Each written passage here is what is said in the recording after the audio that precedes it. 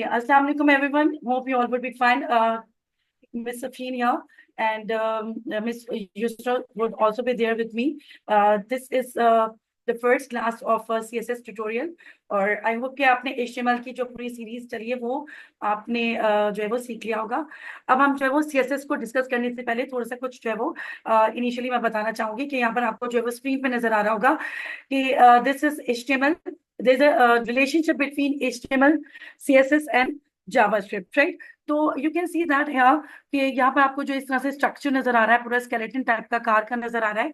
तो हमारी जो HTML है वो वेबसाइट का हमारा एक पूरा एक स्ट्रक्चर बना रही होती है। ठीक है, हमारे पूरा जो वेबसाइट का जो स्ट्रक्चर है वो हमारा जो है वो कौन बना रही होती है, HTML बना रही होती है। ठीक है, ठीक है, और इसको हाइपरटेक्स्ट मार्कअप लैंग्वेज कहते हैं। होपफुली आपको ये बात पता होगी। ठीक है, और जिस तरह से हम एग्जाम्पल में दूं कि हमारा जो ह्यूमन बॉडी है उसकी एक बैकबोन होती है, मतलब हमारी पूरी एक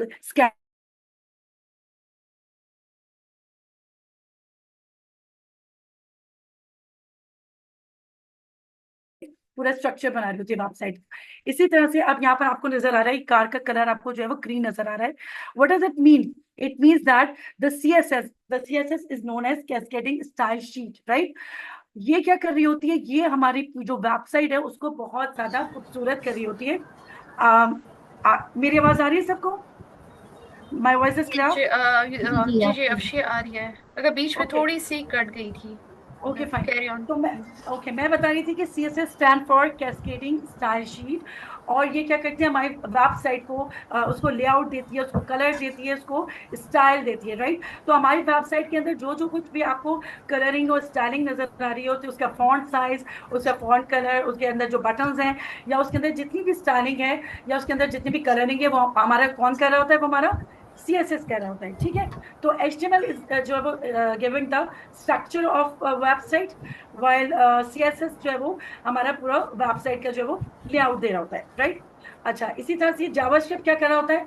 जावास्क्रिप्ट जो है वो इट एड द फंक्शनैलिटी और लॉजिक जो है वो ऐड कर रहा होता है हमारी वेबसाइट में, जो भी लॉजिक हो। ठीक है, तो this was a relationship between the HTML, CSS and JavaScript. Okay, used side. Okay, यहाँ देखें, यहाँ पर आपको नेटफ्लिक्स से ये कलर इतना अच्छे से नजर आ रहा है, ये बटन है, देखें यहाँ साइन इन पे मैं देखें होवर कर रही हूँ तो इसका जो वो ये चेंज हो रहा है। यहाँ look at that, this is a font style. यहाँ देखें गेट स्टार्टेड है और you can see the different components over there, right? ये सारी स्टाइलिंग है, ये सारा कुछ जो है वो जो होवर इफेक्ट जो आ रहा है ये सारा किस किस किस वजह से आ रहा है, ये सारा ये सब कुछ जो है वो किसने किया है, ये लुक एट दैट। ठीक है, ये तो मैं अभी एक वेबसाइट की आपको एग्जांपल दी है। इसी तरह से जितनी भी वेबसाइट होती है उनकी जो डिफरेंट कलरिंग होती है, उनकी जो स्टाइलिंग होती है, सारा कुछ वो कौन कर रहा होता है हमारा, वो हमारा कौन कर रहा होता है, वो हमारा CSS कर रहा होता है। ठीक है, और अच्छा अच्छा, अब मैं क्या करूंगी, इसको थोड़ा सा इंस्पेक्ट करके दिखाऊंगी आपको। यहाँ देखें मैंने क्या किया, मैंने राइट क्लिक किया और राइट क्लिक करने के बाद मैं क्या करूंगी, इसको जस्ट अ मिनट, इंस्पेक्ट पे जाऊंगी मैं, इंस्पेक्ट मैं करती हूँ। ठीक है, यहाँ आपको साइड में नजर आ रहा होगा, लुक एट दैट। ये यहाँ ये देखें पूरा का पूरा आपको कोड नजर आ रहा है। यहाँ अगर इंस्पेक्ट करेंगे मैं तो यहाँ पर देखें हेड के अंदर अगर मैं आपको दिखाती हूँ तो ये हेड हेड के अंदर सारा का सारा जो इनका यहाँ पर आप देखें ये स्टाइल पूरा CSS जो है वो लिखा हुआ है। ठीक है, अब मैं क्या करने जा रही हूँ, मैं पूरा का पूरा ये जो हेड है इसको मैं क्या करती हूँ, डिलीट कर देती हूँ। कोशिश करती हूँ कि डिलीट हो जाए। एक मिनट। ओके, तो इसके अंदर पूरी की पूरी जो है वो हमारी CSS जो है वो हेड के अंदर मौजूद है। ये अभी नेट का कुछ इश्यू हो रहा है जिस वजह से ये डिलीट हो नहीं रहा। अगर मैं इसके पूरे ऐड को जो वो डिलीट कर दूं, इसके अंदर पूरी CSS डिलीट कर दूं, तो क्या होगा, इसके अंदर जितनी भी आपको जो स्टाइलिंग है, जितने भी कलर जो है वो नजर आ रहे हैं, वो कुछ भी आपको नजर नहीं आएंगे और बिल्कुल जो है वो इतनी आपकी वेबसाइट जो है बिल्कुल बेरौनक हो जाएगी। अभी फिलहाल ये ना डिलीट हो नहीं रहा बिकॉज ऑफ सम इश्यूज। अभी होता तो मैं आपको दिखा देती। ठीक है, तो कहने का मकसद ये है कि हमें कोई भी वेबसाइट जो होती है उसका जो जितनी भी आपको उसके अंदर स्टाइलिंग, कलरिंग और सारी चीजें नजर आ रही होती है, that is because of our like CSS। ठीक है, अच्छा, दूसरी चीज जो मैं आपको बताना चाह रही हूँ दैट इज, जी miss Sushma, you can share your slides so that we can go further. Students, last class में हम लोगों ने HTML को फुली तौर पे कवर कर लिया था। हमने HTML पढ़ा था, ठीक है, HTML को क्या फॉर्म्स के टॉपिक पढ़ा था हमने, और उसे बहुत अच्छे से हमने बहुत डीपली कवर किया था। अब हमारे HTML की सीरीज कंप्लीट हो चुकी है। अब हम CSS पे आ गए हैं। CSS हम स्टार्ट करने वाले हैं आज की क्लास से। आज हमारी CSS की इंट्रोडक्शन क्लास है, ठीक है। CSS क्या है, ठीक है, अब हम इसको देखते हैं। What is CSS? सही है।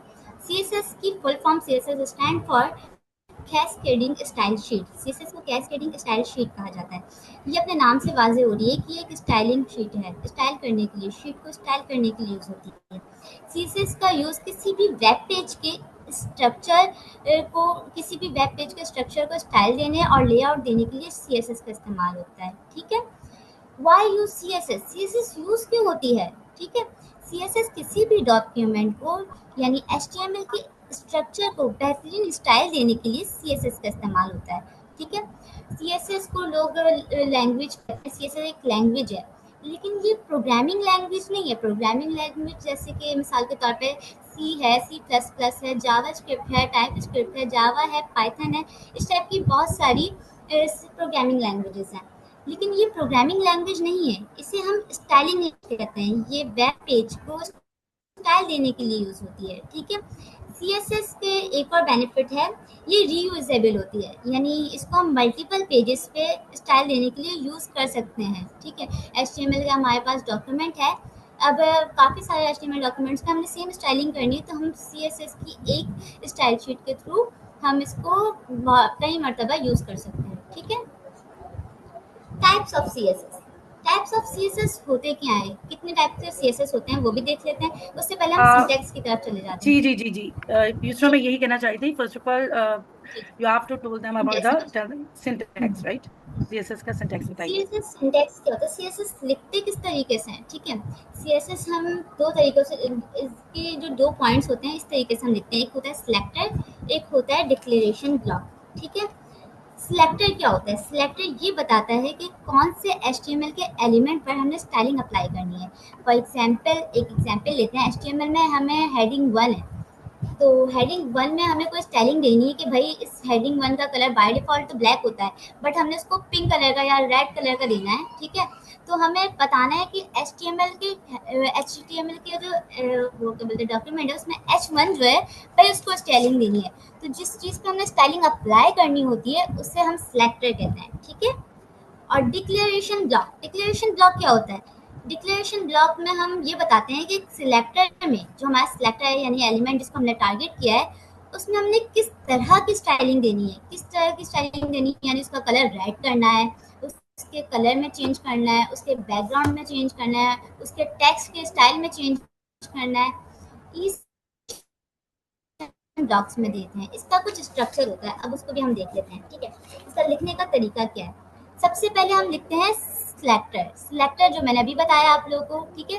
सिलेक्टर कहते हैं जिस एलिमेंट को हमने टारगेट करना है उसे हम सिलेक्टर कहते हैं, यानी सिलेक्टर यहाँ पर हमारा एलिमेंट आएगा। देन हम लगाते हैं कर्ली ब्रेसेस, ठीक है। ये कर्ली ब्रेसेस दिख रहे हैं आपको, ओपनिंग और क्लोजिंग, ठीक है। देन उसके अंदर हम डिक्लेरेशन ब्लॉक करते हैं, लिखते हैं। डिक्लेरेशन ब्लॉक में हमारे पास दो चीज़ें होती हैं, एक होती है हमारी प्रॉपर्टी और एक होती है हमारी वैल्यू। जो प्रॉपर्टी हम देते हैं उसकी हमें वैल्यू भी असाइन करनी होती है, यानी कि प्रॉपर्टी और वैल्यू किस तरीके से होती है। प्रॉपर्टी वो चीज़ होती है कि हमने किस चीज़ में किस तरह की चेंजिंग करनी है, और वैल्यू क्या होती है कि इस प्रॉपर्टी में कौन सी चेंजिंग करनी है। फॉर एग्जाम्पल, एक एग्जाम्पल देख लेते हैं। ये हमारे पास एग्जाम्पल है, ठीक है, नज़र आ रही है सबको। एच ये H1 जो है, यानी एग्जाम्पल लिया है हमने कि हमारे पास हेडिंग 1 है HTML के डॉक्यूमेंट में, हम उसको टारगेट करें CSS में, ठीक है। CSS में हमने H1 को टारगेट किया, यानी वो हमारा सिलेक्टर हो गया। उसी तरीके से हमने कर्ली ब्रेसेस लगाए, देन हमने कलर डिफाइन किया, यानी हमने प्रॉपर्टी डिफाइन की कि हमें भाई कलर में चेंजिंग करनी है, ठीक है। देन हमने कॉलन लगाया, प्रॉपर्टी और वैल्यू के बीच में हमने सेपरेट करने के लिए कॉलन लगाना होता है। हमने कॉलन लगाया, देन उसके बाद हमने एक वैल्यू दे दी कि ब्लू, यानी हमें कलर चाहिए H1 का ब्लू, ठीक है। उसके बाद हमने लगा देना है सेमी कॉलन, टर्मिनेटर। ये हम इसलिए यूज़ करते हैं टर्मिनेटर को कि हमारा जो हमें जब मल्टीपल टाइम्स हमें डिक्लेरेशन करनी होती है, मल्टीपल टाइम्स हमें स्टाइलिंग अप्लाई करनी होती है, एक से ज़्यादा स्टाइलिंग अप्लाई करनी होती है, तो हम इस कॉलन सेमी कॉलन लगाते हैं ताकि हमारे कोड में कोई एरर ना आए, कि हमारी स्टाइलिंग पूरी तरीके से सही से अप्लाई हो सके। ठीक है, अब चलते हैं हम टाइप्स ऑफ सीएसएस। तो टाइप्स ऑफ सीएसएस क्या होते हैं, हमने तो ये पढ़ लिया सिंटैक्स क्या होता है, सिंटैक्स। अब टाइप्स, अब हम पढ़ेंगे कि टाइप्स ऑफ सीएसएस, सीएसएस की टाइप्स कितनी होती हैं। ठीक है, इनलाइन सीएसएस 3 तरीके की टाइप्स होती हैं, inline CSS, internal CSS, external CSS. ठीक है, इनलाइन सीएसएस क्या होती है? इनलाइन सीएसएस डायरेक्टली हम एचटीएमएल के जो एलिमेंट होता है, एचटीएमएल का जो हमारा टैग होता है उसके अंदर ऐड करते हैं स्टाइल के एट्रीब्यूट के थ्रू। ठीक है, अभी किस तरह करते हैं वो हम देखेंगे आगे। इसके कुछ एडवांटेजेस होते हैं। इसके एडवांटेजेस होते हैं, ये बहुत इजीली अप्लाई कर सकते हैं, बहुत ही कम टाइम में। हमें कोई स्मॉल सी स्टाइलिंग देनी हो, जल्दी से कोई छोटी सी स्टाइलिंग देनी हो, एक चीज़ ऐड करनी हो, 2 चीज़ ऐड करनी हो, उसके लिए हम स्टाइल एट्रीब्यूट का यूज़ करते हैं। टैग के अंदर, एचटीएमएल के टैग के अंदर स्टाइल का एट्रीब्यूट यूज़ करते हैं। जैसे हम आईडी का एट्रीब्यूट यूज़ करते हैं, हम सोर्स का एसआरसी का एट्रीब्यूट यूज़ करते हैं, इसी तरीके से हम स्टाइल एट्रीब्यूट के जरिए हम सीएसएस की स्टाइलिंग दे सकते हैं एचटीएमएल एलिमेंट्स को। वो कहते हैं, उसे कहते हैं हम इनलाइन सीएसएस। ठीक है, इंटरनल सीएसएस क्या होता है? इंटरनल सीएसएस ये होता है कि हम जो हमारा एचटीएमएल डॉक्यूमेंट होता है उसमें जो हेड का एलिमेंट होता है, हेड का जो टैग होता है टॉप पर, ठीक है, उसके अंदर हम स्टाइल का एक टैग यूज़ करते हैं और उस टैग के अंदर हम अपनी स्टाइलिंग ऐड करते हैं। किस तरह करते हैं वो भी हम देखेंगे। अच्छा, इसके एडवांटेजेस भी देख लेते हैं हम। इसके एडवांटेजेस कुछ इस तरीके के होते हैं कि हमें जब भी सिंगल पेज वेबसाइट बनानी हो तो हम उसके लिए इंटरनल सीएसएस यूज़ करते हैं। ठीक है, और इंटरनल सीएसएस यूज़ करते हैं और इससे फ़ायदा ये होता है कि हमें जब भी क्या बोलते हैं, हमारा जो कोड होता है, हमारी स्टाइलिंग भी उसी पेज में, एचटीएमएल डॉक्यूमेंट में स्टाइलिंग भी आ जाती है और हमारा स्ट्रक्चर भी आ जाता है। हमें अलग से फाइल बना के उससे एक्सपेंड करने की ज़रूरत नहीं पड़ती। हम एक ही पेज पे स्टाइलिंग भी ऐड कर देते हैं और स्ट्रक्चर भी बना लेते हैं। ठीक है, इंटरनल सीएसएस इसे कहते हैं। और एक्सटर्नल सीएसएस क्या होता है? ठीक है, यहाँ तक ठीक है। एक्सटर्नल सीएसएस में हम एक सेपरेट फाइल बनाते हैं सीएसएस की, यानी कि हमारा काम अलग हो जाता है, स्ट्रक्चर एचटीएमएल के डॉक्यूमेंट का काम अलग हो जाता है और सीएसएस की स्टाइलिंग अलग हो जाती है। इसको हम बनाते हैं जिस तरह हमने एचटीएमएल में देखो फाइल एक्सटेंशन दी थी .html, हम फाइल का नेम लिखते थे, फिर उसके बाद हम लिखते थे .html। जब फाइल हम बना रहे होते थे तो फाइल का नेम जो देते थे तो वो फाइल एक्सटेंशन कहलाती है .html। ठीक है, इसी तरीके से जब हम CSS की फाइल बनाते हैं तो हम .css की फाइल एक्सटेंशन देते हैं। ठीक है, .css की फाइल एक्सटेंशन देते हैं अलग से सेपरेट फाइल बनाने के लिए, और इससे हम HTML के डॉक्यूमेंट से लिंक कर देते हैं कि HTML को एक डॉक्यूमेंट को पता चल जाए कि भाई CSS की फाइल से तुम्हारा कोई लिंक है, और CSS की फाइल जो है HTML जो है डायरेक्ट CSS की फाइल को टारगेट कर सके और उसमें HTML में स्टाइलिंग ऐड हो जाए। इसके कुछ एडवांटेजेस है, ये अपनी हमारी जो वेबसाइट की परफॉर्मेंस होती है उसको इन्हेंस करता है, और इसके HTML फाइल को सेपरेट बनाने के, CSS फाइल को सेपरेट करने का हमें ये फ़ायदा होता है कि हम इसको मल्टीपल पेजेस के लिए यूज़ कर सकते हैं। जैसे हमने पीछे पढ़ा था रीयूजेबल होती है HTML CSS हमारे पास, तो उसी तरीके से हम इसको रीयूज़ कर सकते हैं मल्टीपल HTML के पेजेस के साथ CSS की स्टाइलिंग को। ठीक है, अब देख लेते हैं इनलाइन CSS क्या होती है। अभी जैसे हमने पढ़ा इनलाइन CSS एट्रीब्यूट के थ्रू यूज़ होती है। ये थोड़ा कलरफुल है ताकि आप लोग को ज़्यादा अच्छे से समझ आ सके। ये देखिए, हमारे पास ये पैराग्राफ का टैग ओपन है और देन क्लोज है। ठीक है, जो ओपनिंग टैग होता है उसके अंदर हम स्टाइल का एक एट्रीब्यूट लगाते हैं, देन उसके अंदर हम वैल्यू असाइन करते हैं, जिस तरह से प्रॉपर्टी डालते हैं और उसके बाद हम वैल्यू डालते हैं। ठीक है, प्रॉपर्टी देते हैं कि भाई हमें ये प्रॉपर्टी है, इसमें इस ये चेंजिंग करनी है और इस तरह की चेंजिंग करिए, ये कलर डाल देना है। ठीक है, और कॉलन के जरिए इसको प्रॉपर्टी वैल्यू को सेपरेट करते हैं एंड देन सेमी कॉलन लगाते हैं। ठीक है, एक प्रोफेशनल तरीका है कि हम सेमी कॉलन यूज़ करें, टर्मिनेटर यूज़ करें, ये एक प्रोफेशनल तरीका है, डेवलपर्स यूज़ करते हैं। ठीक है, इसकी वजह से स्टाइल एट्रीब्यूट की वजह से जो हमारा टेक्स्ट होगा आउटपुट में ये रेड कलर का हो जाएगा, जो हमने पैराग्राफ डाला है ये रेड कलर का हो जाएगा। ठीक है, इंटरनेट जी मिस, ओके युसरा जी इसको थोड़ा सा हम एक्सप्लेन कर देते हैं, उसके बाद आप आगे चलिएगा। ठीक है, ठीक है जी इसको VS कोड पे आप अपनी स्क्रीन जो है वो हटाइएगा तो मैं शेयर करती हूँ, क्योंकि बहुत ज्यादा लंबा हो रहा है तो उसको हम प्रैक्टिकली तौर पे एक्सप्लेन करेंगे तो ज्यादा अच्छा समझ आएगा, राइट। जी ठीक क्योंकि मैं अज्यूम कर रही हूँ कि वो लोग यहाँ पर मौजूद हैं जिनको CSS बिल्कुल नहीं आती और हम स्टार्ट से शुरू कर रहे हैं बिल्कुल बेसिक से, तो हम उसको प्रैक्टिकली करके दिखाएंगे तो जी I think that would be more easy to understand, right. जी मैम, आप ओके इसको प्रैक्टिकल करके दिखाएं, बस मैं कंप्लीट कर लूँ इंटरनल सीएसएस और एक्सटर्नल सीएसएस, ठीक है। इंटरनल सीएसएस, इसको हम एम्बेडेड सीएसएस भी कहते हैं, इसका नाम एम्बेडेड सीएसएस भी होता है, ठीक है। ये हमारे जो एचटीएमएल एक डॉक्यूमेंट होता है उसके हेड के टैग के अंदर यूज होता है, जिसका मैंने अभी बताया था। हेड के टैग के अंदर स्टाइल का टैग ओपन करते हैं, स्टाइल के टैग को यूज करते हैं, ओपन और क्लोज करते हैं, देन उसके बीच में बिल्कुल इस तरीके से हम सिलेक्टर और प्रॉपर्टी वैल्यूज डालकर डिक्लेयर करते हैं हमें कौन सी स्टाइलिंग करनी है, ठीक है। एक्सटर्नल सीएसएस अभी बताया था, एक्सटर्नल सीएसएस क्या होता है भाई, अलग से सेपरेट फाइल बनती है इसकी, सेपरेट फाइल बनती है और फिर हम उसे एचटीएमएल की फाइल से लिंक करते हैं। ये दिख रही है जो ये ऊपर वाला हिस्सा है, ये एचटीएमएल फाइल है, समझे, अज्यूम करें, और ये जो है ये सीएसएस फाइल है फॉर एग्जांपल, ठीक है।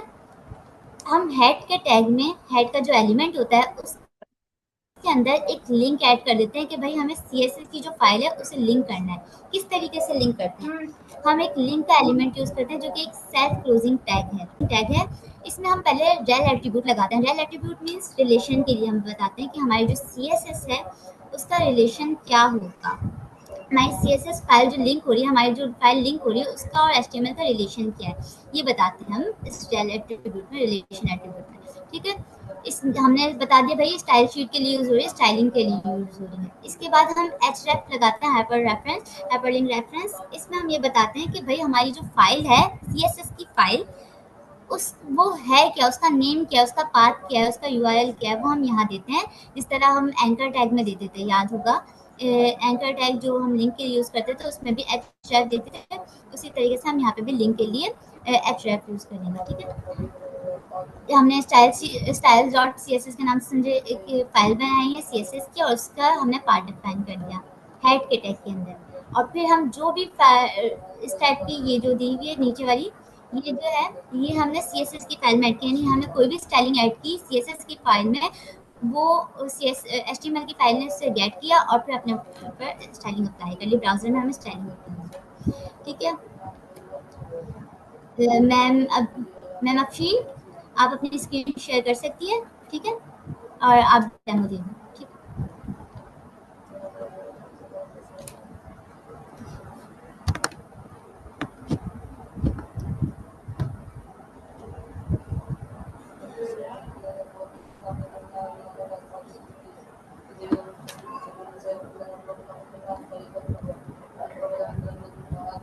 मैम अफीन, ओके फाइन, मुझे भी म्यूट कर दिया था सब, तो इसलिए मैं जब से कह रही थी मुझे म्यूट अनम्यूट करें।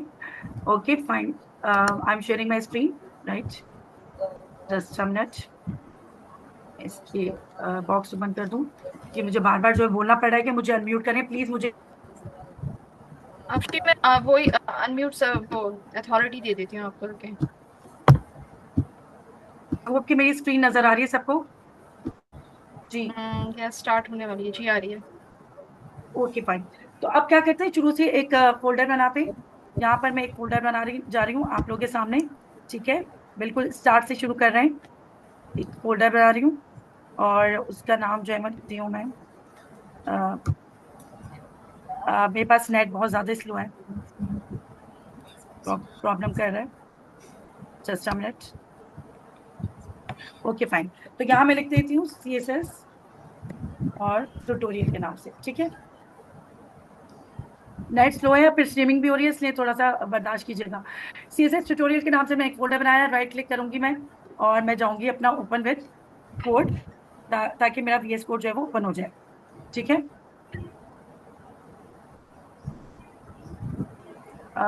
थोड़ा सा टाइम लेगा, ऑब्वियस सी बात है, ठीक है।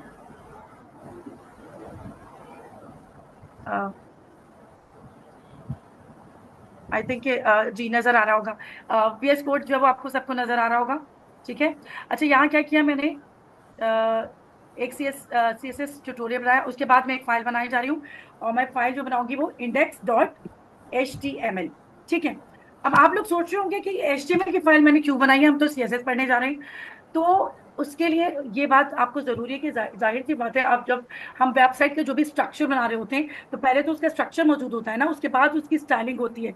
सिमिलरली जैसे अगर मैं एग्जांपल दूं कि हमारा एक घर है, हमको एक जो है वो एक हाउस बना रहे हैं, तो हाउस का एक पूरा स्ट्रक्चर होता है, वो स्ट्रक्चर बन जाएगा, उसके बाद ही उसकी कलर, उसके अंदर पेंटिंग होगी, उसका इंटीरियर होगा, उसकी हम डिजाइनिंग कर रहे होंगे। इसी तरह से क्या होगा कि हम जो है वो HTML की जो है वो फाइल बना के, जो हमारा HTML का कोड होगा, उसके साथ साथ ही हम लोग CSS की जो है वो उसके अंदर स्टाइलिंग कर रहे होंगे। ठीक है, तो इसमें क्या होगा, आपका जो है वो HTML भी जो साथ साथ जो है वो रिवाइज हो रहा होगा। तो अब मैंने क्या किया, index.html की जो है वो बनाई है मैंने एक फाइल आपके सामने। और हमेशा याद रखिए, सबसे पहली जो फाइल होती है वो index.html की बनती है। ठीक है, एज अ बिगनर। अब मैं क्या करूंगी, आप लोगों को पता ही होगा, आप लोग ने पहले क्या होगा, मैं यहाँ पर जो है वो इस तरह से शिफ्ट और ये करके यहाँ पर देखिए आपके सामने इमेज एब्रिविएशन आ गया।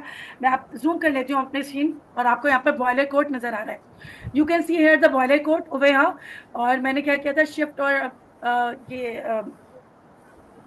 एक्सक्लेमेशन मार्क से मैंने बॉयलर कोड लिखे, यहाँ पर डॉक्यूमेंट लिखा है, यहाँ पर मैं अपना लिख दूंगी title CSS tutorial, right. This would be our title CSS tutorial. Okay fine. अच्छा, यहाँ आपको हेड नजर आ रहा है, यहाँ बॉडी नजर आ रही है। ठीक है, मैं इसको नीचे कर लेती हूँ। ठीक है, और ये आई होप मुझे मतलब ये उम्मीद है कि आपको ये बॉयलर कोड के बारे में पता होगा, तो इसलिए मैं इसको एक्सप्लेन नहीं करूंगी। हम लोग अभी CSS को एक्सप्लेन जो है वो करने जा रहे हैं। तो सबसे पहले आपको जो यूसर ने सिंटैक्स तो बता दिया था, और सिंटैक्स आपको CSS का बताया था। ठीक है, अच्छा, दूसरी बात ये कि मैं सबसे पहले जो वो टाइप ऑफ आपको जो है वो बताने जा रही हूँ CSS। ठीक है, तो यहाँ मैं क्या करूंगी, मैं आपको बताने जा रही हूँ टाइप ऑफ CSS। और यहाँ मैं इसको अभी कमेंट करती हूँ, टाइप ऑफ CSS जो वो एक्सप्लेन कर चुकी हैं यूसरा आपको। और उसके अंदर क्या करेंगे हम, सबसे पहले जो है वो अक्षय थोड़ा सा जूम कर देगा, रिक्वेस्ट अच्छा, है। Just a minute. अब ठीक है, जी मैं ठीक है। Okay. Type of CSS we are going to discuss. और फर्स्ट वाला जो था, जो कि यूसर ने भी आपको बताया था अभी, तो हम वो देखने जा रहे हैं, that would be the inline CSS। ठीक है, अब ये इनलाइन CSS भला होती क्या है? ठीक है, ठीक है। अच्छा, ये जो मैं लिख रही हूँ ये कमेंट्स है। कमेंट में मैंने क्या किया, कंट्रोल फॉरवर्ड स्लाइड दबाया, तो ये हमारे पास ग्रीन कलर की ये कमेंट आ जाते हैं। आगे भी डिस्कस करेंगे, और मैं साथ साथ भी डिस्कस करती जा रही हूँ। तो ये हमारे पास कमेंट है, अगर हमें CSS में कोई कमेंट करने होते हैं जो कि हमारे कोड को कोई इफेक्ट नहीं करते, तो इस तरह से हम कमेंट करते हैं। अच्छा, यहाँ क्या है, यहाँ अभी मैंने HTML की फाइल है, उसी के अंदर मैं काम कर रही हूँ। ठीक है, अब मैं क्या करूंगी, मैंने क्या किया, मैं H1 का एक टैग जो है वो बना रही हूँ। सही, और H1 के टैग के अंदर जो है वो मैं कुछ भी लिख देती हूँ।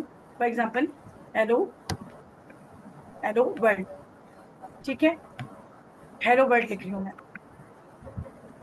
सही, H1 का टैग बनाया, मुझे उम्मीद है कि आपको H1 का टैग के बारे में पता होगा। और यहाँ मैंने क्या किया, मैंने हेलो वर्ल्ड जो है वो लिख दिया। ठीक है, अब क्या करना है, अब मुझे क्या करना है, इसके अंदर जो वो इनलाइन CSS जो है वो डालनी है। अब इनलाइन CSS क्या होता है, क्योंकि हमें क्या करना है, हमें इसी हेडिंग के अंदर जो अपनी स्टाइलिंग जो है वो करनी है। तो मैं क्या करूंगी, इसी के अंदर मैं क्या एट्रीब्यूट यूज करूंगी, स्टाइल का एट्रीब्यूट यूज करूंगी। देखिए हमारे पास आ गया, स्टाइल का एट्रीब्यूट इज इक्वल टू डाल के डबल जो है वो देखिए कोट आ गया। और इसके अंदर मैं क्या लिखूंगी, मुझे इसको फॉर सपोज अपनी हेडिंग को कलर देना है। ठीक है, तो मैं क्या करूंगी, यहाँ पर कलर, और कलर के अंदर देखिए हमारे पास यहाँ पर बहुत सारे कलर यहाँ पर आ जाते हैं। ठीक है, मैंने क्या किया, H1 के अंदर स्टाइल, और उसके बाद फिर मैंने क्या किया, इज इक्वल टू और कलर के अंदर ब्लू। तो यहाँ पे मैंने क्या किया, अपने इसको जो वो ब्लू कलर दे दिया। ठीक है, तो इसको हम क्या करते हैं, इसको कहते हैं हम इनलाइन CSS। यानी हमारे पास जो एक H1 का टैग है, इसी के अंदर अगर हम इसको स्टाइल देना चाह रहे हैं, या इसके अंदर हम कोई जो है कलर चेंज करना चाह रहे हैं, तो हम इस तरह से करते हैं। अच्छा, मैं क्या करती हूँ, यहाँ पर मैंने, चूंकि मैंने लाइव सर्वर की एक्सटेंशन जो है वो अपने पास इंस्टॉल की हुई है, तो मैं गो लाइव जाऊंगी। ठीक है, और फिर मैं इसको ब्राउजर पे चल के आपको दिखाती हूँ कि क्या हमारी हेडिंग का जो कलर है वो ब्लू हुआ है या नहीं हुआ। ठीक है, थोड़ा सा टाइम लेगा क्योंकि नेट है और फिर स्ट्रीमिंग भी चल रही है, तो इसलिए थोड़ा टाइम ले रहा है स्टार्ट होने में। ठीक है, कोशिश हो रही है कि ये लाइव नजर आए आपको। यहाँ तक तो मुझे यहाँ तक जो है वो आपको क्लियर होगा, ये लाइव नहीं जा रहा क्योंकि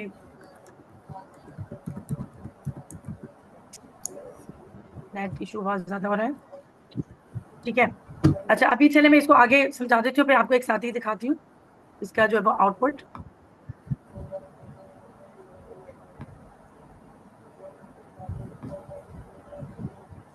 अभी नहीं हो रहा। ठीक है, तो इनलाइन सीएसएस में मैंने क्या किया, मैंने इसी के अंदर जो है वो एट्रीब्यूट स्टाइल का यूज करके और मैंने इसका जो है वो कलर चेंज कर दिया। इसको अभी हम थोड़ी देर में देखते हैं अगर ये हो जाता है मेरा।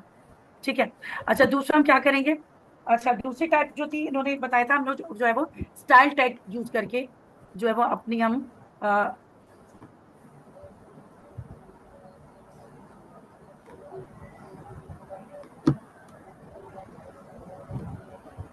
hopefully my voice is clear.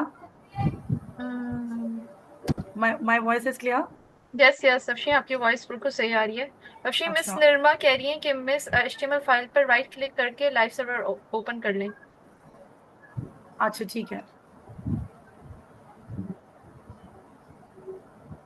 क्या कह रही है। एक्सप्लोरर पे जाके आपको फिर उस पर से करना पड़ेगा। मिस एक्सप्लोरर पे जाएं, एचटीएमएल फाइल को राइट क्लिक करें, देन फिर आप ओपन विद लाइव सर्वर कर दें। उसको ब्लू कर दिया था, जो हमारे पास क्या हेलो वर्ल्ड आ गया। ठीक है, अच्छा मैं अपने यहाँ जो है वो उसको खोल लेती हूँ और इसको यहाँ पर थोड़ा सा ऑफ कर लेती हूँ ताकि जो है वो हमें साथ साथ जो है वो नजर भी आता रहे कि हम जो है वो क्या क्या कर रहे हैं। ठीक है, तो ये हमें साथ साथ भी नजर आता रहेगा जो हम करते जा रहे हैं। सॉरी, इसको दोबारा से करती हूँ मैं। ठीक है, ओके।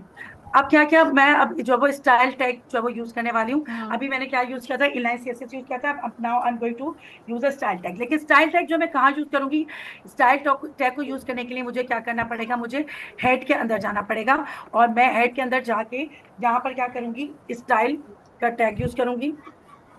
आई विल गो, ठीक है, जहाँ मैंने स्टाइल का टैग यूज किया उसको मैंने एंटर किया and then I will write my H1। ठीक है, और H1 मैं यहाँ पर लिखती हूँ।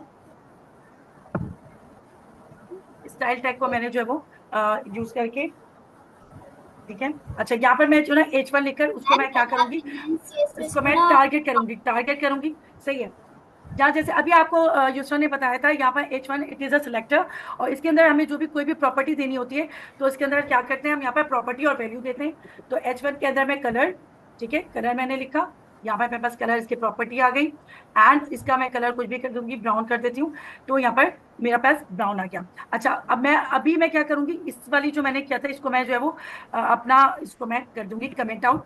क्यों कमेंट करूंगी मैं इसको, ताकि मैं जो भी आपको स्टाइल टैग से जो दिखाने वाली हूँ वो मैं सही से आपको दिखा सकूँ। ठीक है, अच्छा अब क्या किया मैंने क्या किया, इसको अपने हेड टैग में गई, स्टाइल टैग मैंने यूज किया, उसके बाद मैंने H1 जो है वो एज अ सिलेक्टर यूज किया और उसको मैंने टारगेट करके उसके अंदर कलर की जो है वो मतलब प्रॉपर्टी दी, उसकी वैल्यू मैंने ब्राउन कलर उसको कर दिया।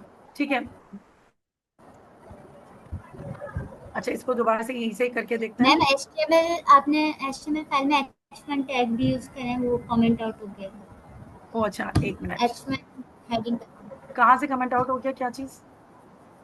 आपने मतलब वो स्टाइल एट्रीब्यूट को कमेंट करना था, वो रिमूव करना था आपने से, वो एचटीएमएल को टैग मैम आपने सारी लाइन जो है उसको कमांड में चेंज कर दिया और हेलो वर्ड जो है वो भी कमांड में चेंज हो गया। हेडिंग डाल दें, हेडिंग दे दें। Just a minute, just a minute. Miss इसको कमेंट चलिए रहने ठीक के है, यहाँ पे उसको H1 रहने भी दे, कोई बना मैं दें। जी मैम इसी लाइन को कॉपी कर दें आप और जो है ना फिर उसको से लिख लें। दोबारा उसमें से इन लाइन ये सब हटा दें। एक और, ठीक है, H1 की एक और एडिंग में दे देती हूँ।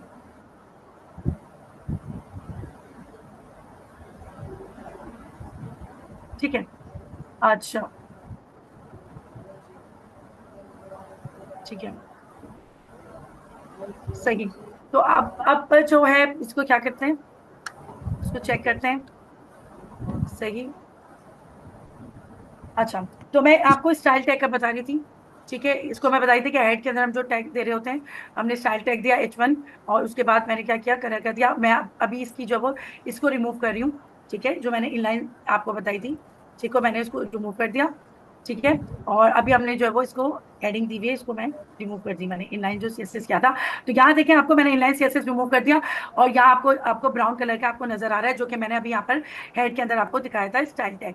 तो ये जो है वो दूसरा तरीका है। अच्छा, एक और चीज मैं आपको बताना चाह रही थी कि अगर मैंने यहाँ पर स्टाइल के अंदर भी H1 को जो है वो कलर दिया हुआ है और मैंने इनलाइन भी दिया हुआ है, तो वो जो है वो सीएसएस क्या करेगा, वो इनलाइन को जो है वो रीड करेगा, वो आपको यहाँ पर जो है वो इनलाइन ही का दिखाएगा। ठीक है, तो मैंने यहाँ से हटा दी स्टाइलिंग इनलाइन की, तो आपको फिर यहाँ पर स्टाइल टैग की स्टाइलिंग जो है वो नजर आ रही है, जो कि ब्राउन हो गए। ठीक है। अच्छा, तीसरा जो तरीका बताया था, तीसरा जो वे था जो मिस ने आपको बताया था, that was a style sheet. ठीक है।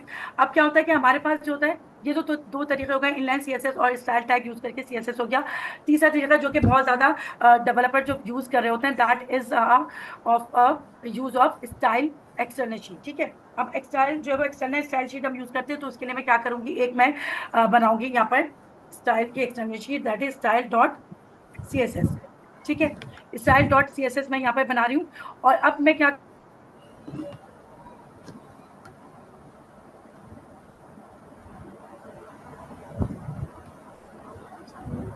कनेक्ट होना चाहिए। ठीक है, तो हमें क्या करना है, हम जो सीएसएस जो वो लिखेंगे सेपरेट डॉक्यूमेंट में सीएसएस लिखेंगे, उसको जो वो यहाँ कनेक्ट होना चाहिए। तो यहाँ कनेक्ट होने के लिए हमें क्या करना होगा, अच्छा यहाँ जो है ये सारा कुछ मैं अभी हटा देती हूँ, ये जो मैंने स्टाइल लिखा है उसको मैं रिमूव कर देती हूँ। ठीक है, ये सब मैं रिमूव कर रही हूँ। ठीक है, इसको मैं रिमूव कर देती हूँ। Okay fine. अच्छा, अब मुझे क्या करना है, अब मुझे हेड के अंदर ही जो है वो कुछ ऐसा करना होगा कि मुझे लिंक करना है दोनों फाइल्स को, यानी स्टाइल सीएसएस को एचटीएमएल से लिंक करेंगे। और लिंक क्यों करेंगे, क्योंकि जो भी चीज हम स्टाइल सीएसएस में करेंगे, दैट इज एक्सटर्नल शीट, जो कि वाइडली यूज होती है, सब डेवलपर्स इसी तरह से जो वो स्टाइलिंग कर रहे होते हैं। तो मुझे यहाँ पर क्या करना होगा, मैं यहाँ पर लिंक लिखूंगी। ठीक है, यहाँ देखिए आपको बताया था कि लिंक लिखकर यहाँ पर REL लिखा है, इट मीन्स दैट रिलेशन। उसके बाद क्या आगे स्टाइल शीट, इस तरह से हम लिखा है डबल कोट में। HRF यहाँ पर लिखा हुआ है। ठीक है, रेफरेंस क्या होता है, हाइपर टेक्स्ट रेफरेंस इसे कहते हैं। और इसके अंदर मैं क्या लिख दूंगी, मैं इसके अंदर जो है वो अपनी स्टाइल एसएस को जो है वो स्टाइल डॉट सीएसएस को जो है वो मैं क्या करूंगी, लिंक कर दूंगी। तो इसका फायदा क्या होगा, इसका फायदा ये होगा कि हम जो कुछ भी हम HTML में कर रहे होंगे और उसको जो स्टाइल कर रहे होंगे, वो सब जो है वो सीएसएस के अंदर जो है वो स्टाइल हो रहा होगा हमारा। ठीक है, मैम ये आप जी स्टाइल नेम को स्टाइल सीएसएस का नेम तो आपने थोड़ा मिस्टेक कर दिया, आपने उसमें वो ठीक कर दिया। अच्छा, मैं कर देती हूँ, एक मिनट। ओके फाइन, स्पेलिंग की थोड़ी सी मिस्टेक हो गई, उसको मैं कर लेती हूँ, कोई इशू नहीं है। जस्ट अ मिनट, इसको रीनेम कर देती हूँ।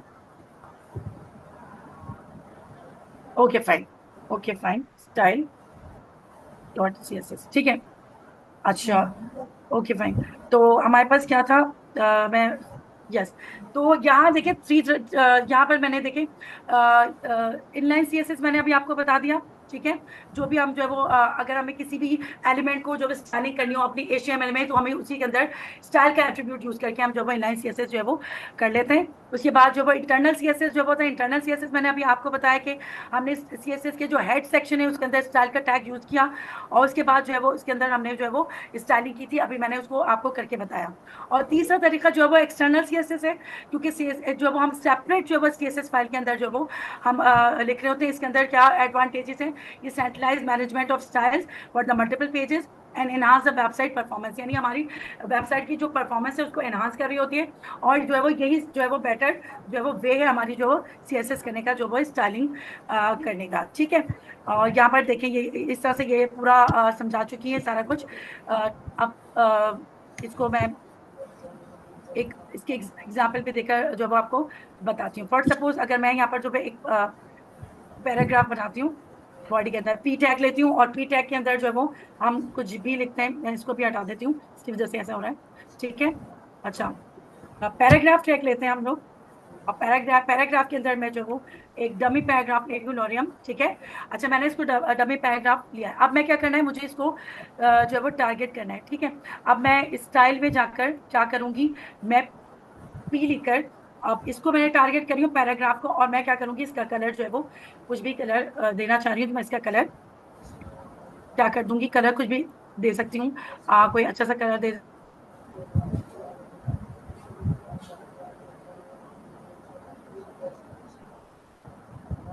इसको सिलेक्ट किया, पी अभी आपको बताया था, इसको सेलेक्टर कहते हैं।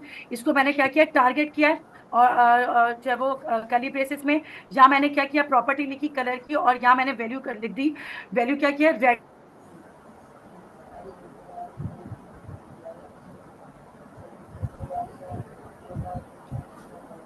और फिर हम इसको चल के अपने पास देखते हैं कि ये हमारा जो है वो चेंज हुआ है कि नहीं हुआ है। ठीक है, यहाँ देखें, आपको नजर आ रहा होगा ये हमारा पैराग्राफ, ये जो डमी पैराग्राफ था आपको ये रेड नजर आ रहा होगा, और ये जो मैंने इसकी स्टाइलिंग की, तो इसका मतलब ये हुआ कि हमारी जो दोनों HTML और CSS है दोनों एक दूसरे से इंटरकनेक्ट है। तो जो काम हम यहाँ पर HTML में लिखेंगे, जो भी कोड, उसकी स्टाइलिंग जो हम यहाँ पर एक्सटर्नल शीट में करते जाएंगे। ठीक है, इसी तरह से जो है वो अगर मैं कुछ और लिखना चाहूँ, फॉर सपोज मैं कोई भी हेडिंग अपनी दे रही हूँ, ठीक है, H1 दे रही हूँ, ठीक है, इसमें कुछ भी लिखते हैं, this is my first heading, ठीक है, ये हो गया। और H2 मैं देती हूँ, ठीक है, this is my second heading, this is my second heading. I hope कि नजर आ रहा होगा, सबको क्लियर है। ठीक है, अच्छा, अब मैंने क्या किया, मुझे क्या करना है, मुझे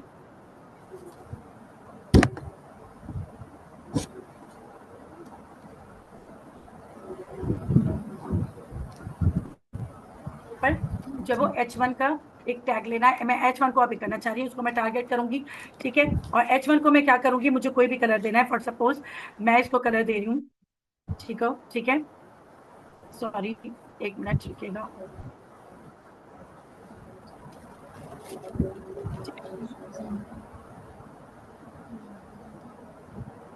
ठीक है, तो मैं इसको जो है वो क्या करूंगी, इसका मुझे कोई भी कलर चाहिए, फॉर एग्जाम्पल अपनी हेडिंग का कोई भी कलर चाहिए, यहाँ पे ब्लू कर देते हैं।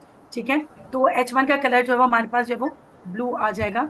इसको देखते हैं, यहाँ नजर आ रहा है आपको, this is my first heading, blue आ गया। लेकिन सेकंड हेडिंग को क्या किया मैंने, सेकंड हेडिंग को अभी टारगेट ही नहीं किया, तो इसका कलर हमारे पास जो है वो ब्लैक ही आ रहा है, बिल्कुल जो भी पहले से हमने इसको कोई कलर नहीं दिया।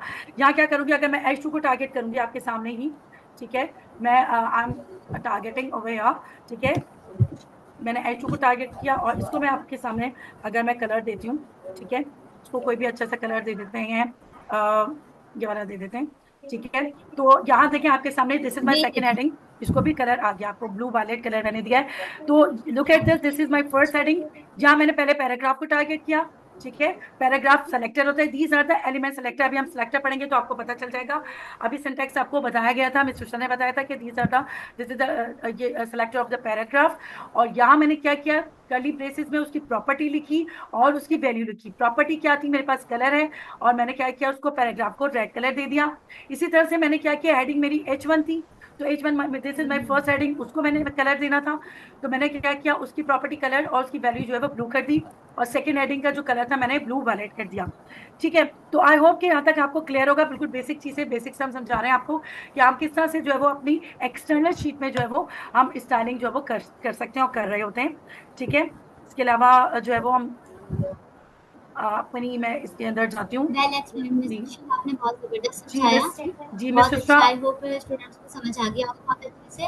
अब मैम अफरीन, आप अपनी स्क्रीन स्टॉप करें, देन मैं शेयर करती हूँ। ओके फाइन, मैं स्टॉप करती हूँ, आगे आप प्रोसीड कीजिए। ठीक है,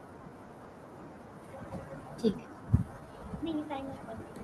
you can share your screen, miss stop. Screen visible हो रही है? अभी होगी स्टार्ट शेयरिंग, हो गई। स्टार्टिंग, हो ओके गई। फाइन।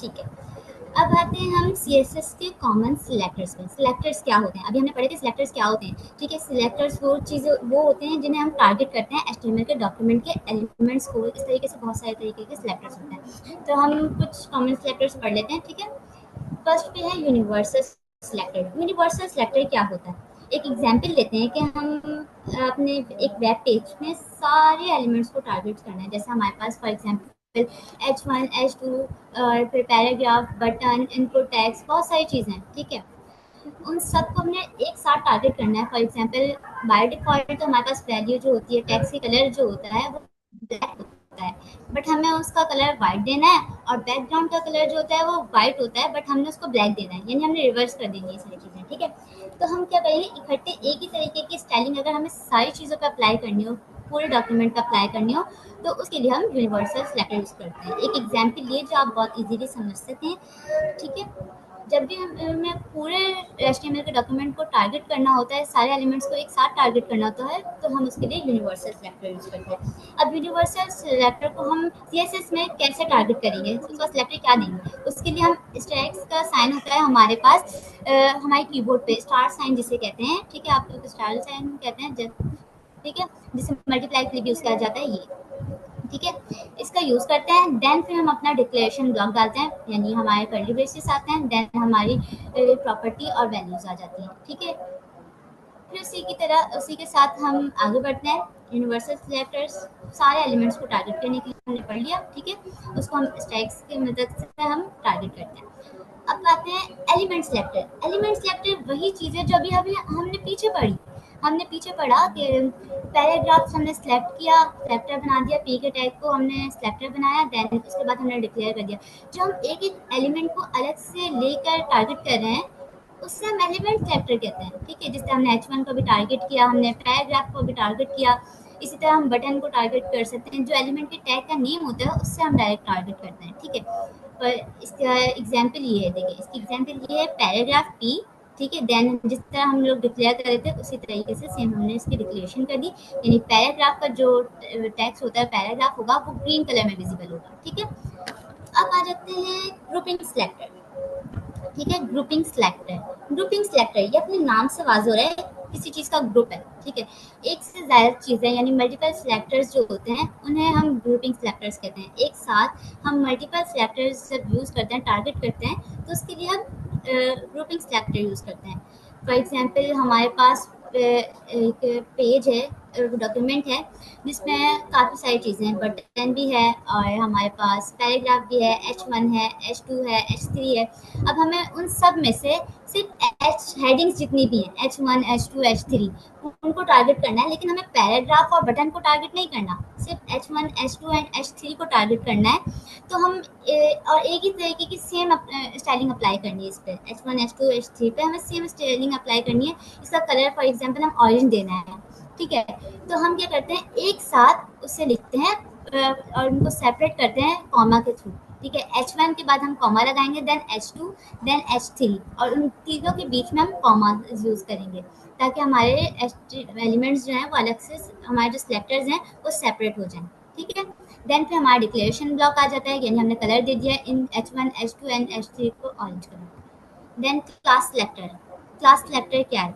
क्लास सिलेक्टर एक टारगेट एलिमेंट है। अब क्लास सिलेक्टर देख लेते हैं। क्लास सिलेक्टर की एक एग्जांपल मैं ले लेती हूँ, ठीक है।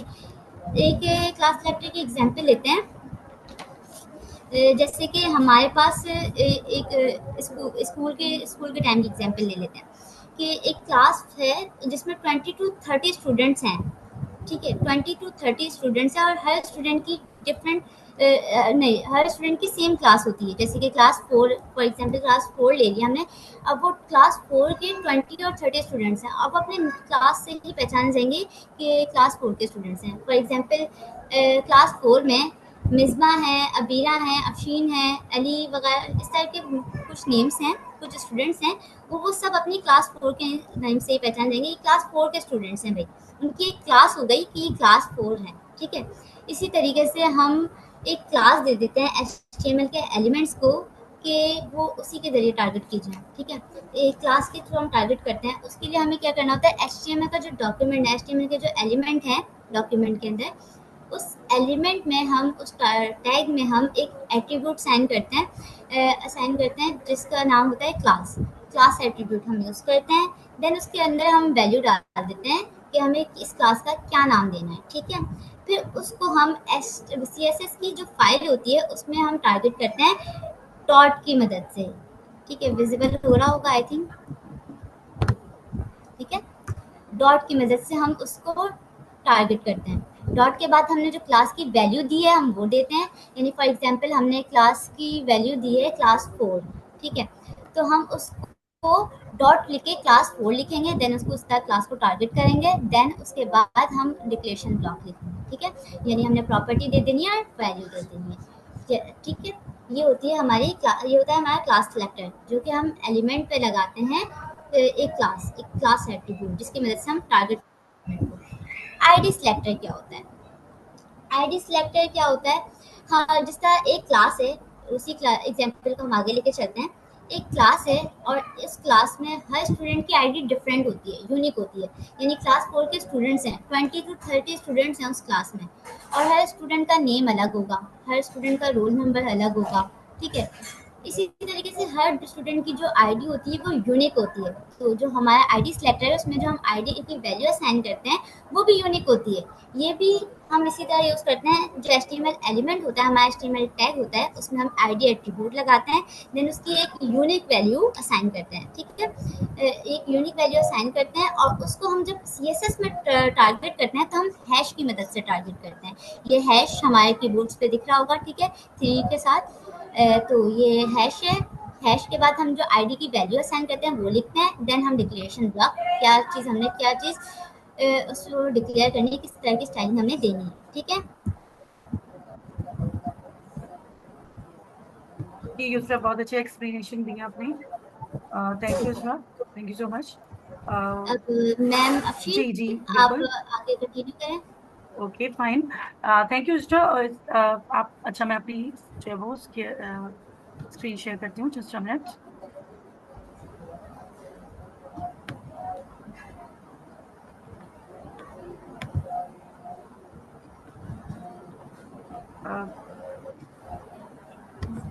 जी ओके, आई होप कि मेरी स्क्रीन जो है वो शेयर हो रही है, और if you please let me know. जी यूसरा, ठीक है, माय विजिबल हो स्क्रीन रही है इज मिस। विजिबल है? Okay fine. तो अभी यूसरा ने आपको सारे जॉब सिलेक्टर्स के बारे में बताया है, ठीक है। और अब हम उसको जो है वो उसकी डेमोन्स्ट्रेशन देखते हैं कि जो है वो सारे सिलेक्टर्स क्या होते हैं। सबसे पहले तो मैं आपको बताने जा रही हूँ यूनिवर्सल सिलेक्टर। अच्छा, यूनिवर्सल सिलेक्टर जो है वो उसके नाम से ही पता चल रहा है क्या करता है ये यूनिवर्सल सिलेक्टर। यूनिवर्सल सिलेक्टर क्या करता है, ये हमारे पूरे डॉक्यूमेंट को जो है वो सिलेक्ट कर देता है।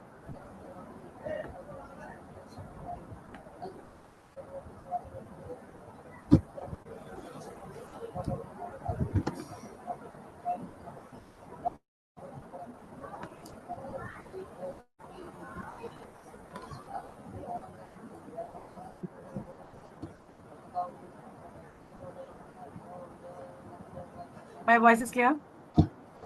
हेलो? यस क्लियर है, सब चीज क्लियर है। ओके, यस,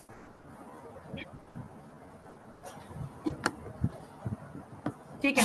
अच्छा, अब क्या करना है, यूनिवर्सल सिलेक्टर क्या करता है, अभी आपको यूसुफ ने बताया कि हमारे पूरे डॉक्यूमेंट का जो भी है वो स्टाइलिंग जो है वो पूरे के पूरे सारे डॉक्यूमेंट की स्टाइलिंग जो है वो दे रहा होता है, ठीक है। अच्छा, अब मैं यहाँ पर कुछ 2-3 चीजें लिख लेती हूँ, ठीक है। ठीक है, H2 मैंने दिए, हाँ, फुल स्टैक डेवलपर, ठीक,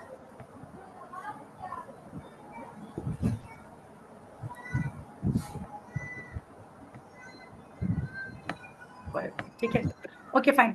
तो मैंने क्या किया, अपने एक H1 दी, my name is Afsheen, I want to become full stack developer. इसके साथ भी मैं कोई पैराग्राफ लिखना चाह रही हूँ, ठीक है। एनीथिंग जो है वो कुछ भी मैं लिखना चाह रही हूँ, for suppose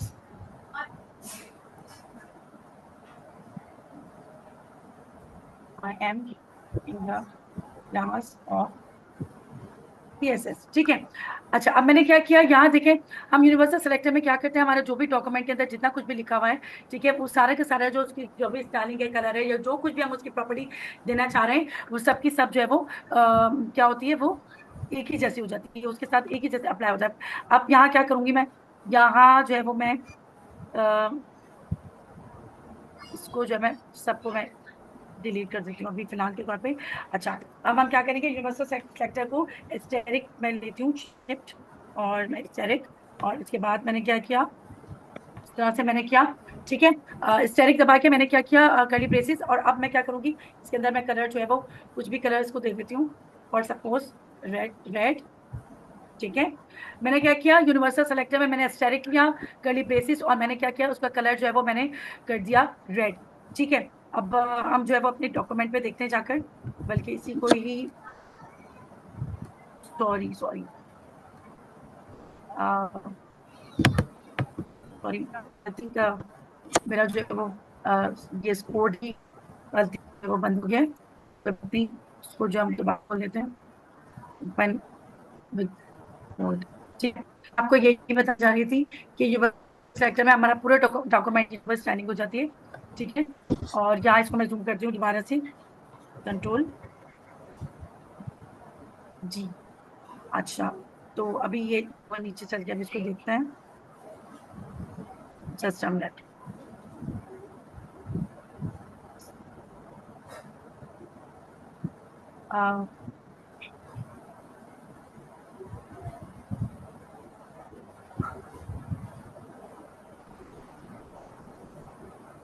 My name is Afshin. I want to become a full stack developer and I'm taking the class of CSS. तो इन सबको जो है वो एक ही कलर जो है वो मतलब दे दिया, यानी हेडिंग का भी वही कलर है, दोनों H1 का रेड कलर, H2 का भी रेड कलर, और मेरे पैराग्राफ को भी जो है वो रेड कलर। अगर कभी ऐसा है कि फॉर सपोज कभी कभी ऐसा होता है कि हमें कोई स्टाइल है या फॉन्ट का जो है वो कलर है या कुछ ऐसी चीज, अपने पूरे डॉक्यूमेंट को हमें एक ही फॉन्ट साइज या एक ही कलर देना है, या कोई भी ऐसी प्रॉपर्टी है जो हमें पूरे डॉक्यूमेंट को देनी है, तो उसके अंदर हम यूनिवर्सल सेलेक्ट जो है वो यूज करते हैं। लेकिन ज्यादातर ऐसा होता नहीं है, क्योंकि हम पूरे डॉक्यूमेंट को जो वो एक ही चीज जो है वो दें।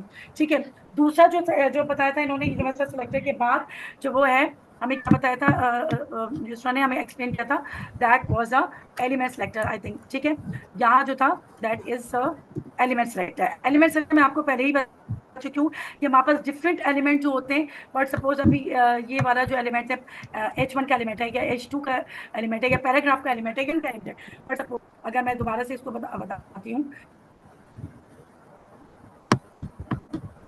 इसको मैं लिख रही हूँ, दिस इज माई एडिंग। ठीक है, और इसके साथ जो है वो मैं एक बटन भी बना लेते हैं। ठीक है, बटन भी बना लेते हैं, और यहाँ मैं लिख देती हूँ क्लिक मी।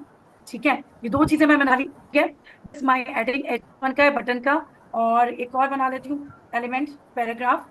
ठीक है, इसके अंदर डमी पैराग्राफ हम ले लेते हैं। ठीक है, तो मेरे पास क्या है, ये वाला एक एलिमेंट है। ठीक है, इसमें मैं लिख लेती हूँ पहले एलिमेंट सेलेक्टर, एलिमेंट सेलेक्टर। ठीक है, यूनिवर्सल सेलेक्टर तो मैंने आपको बता दिया कि हमारा पूरा का पूरा जो डॉक्यूमेंट है, होल डॉक्यूमेंट जो है उसके ऊपर वो स्टाइलिंग दे देता है, जो मैंने अभी आपको दिखाई है।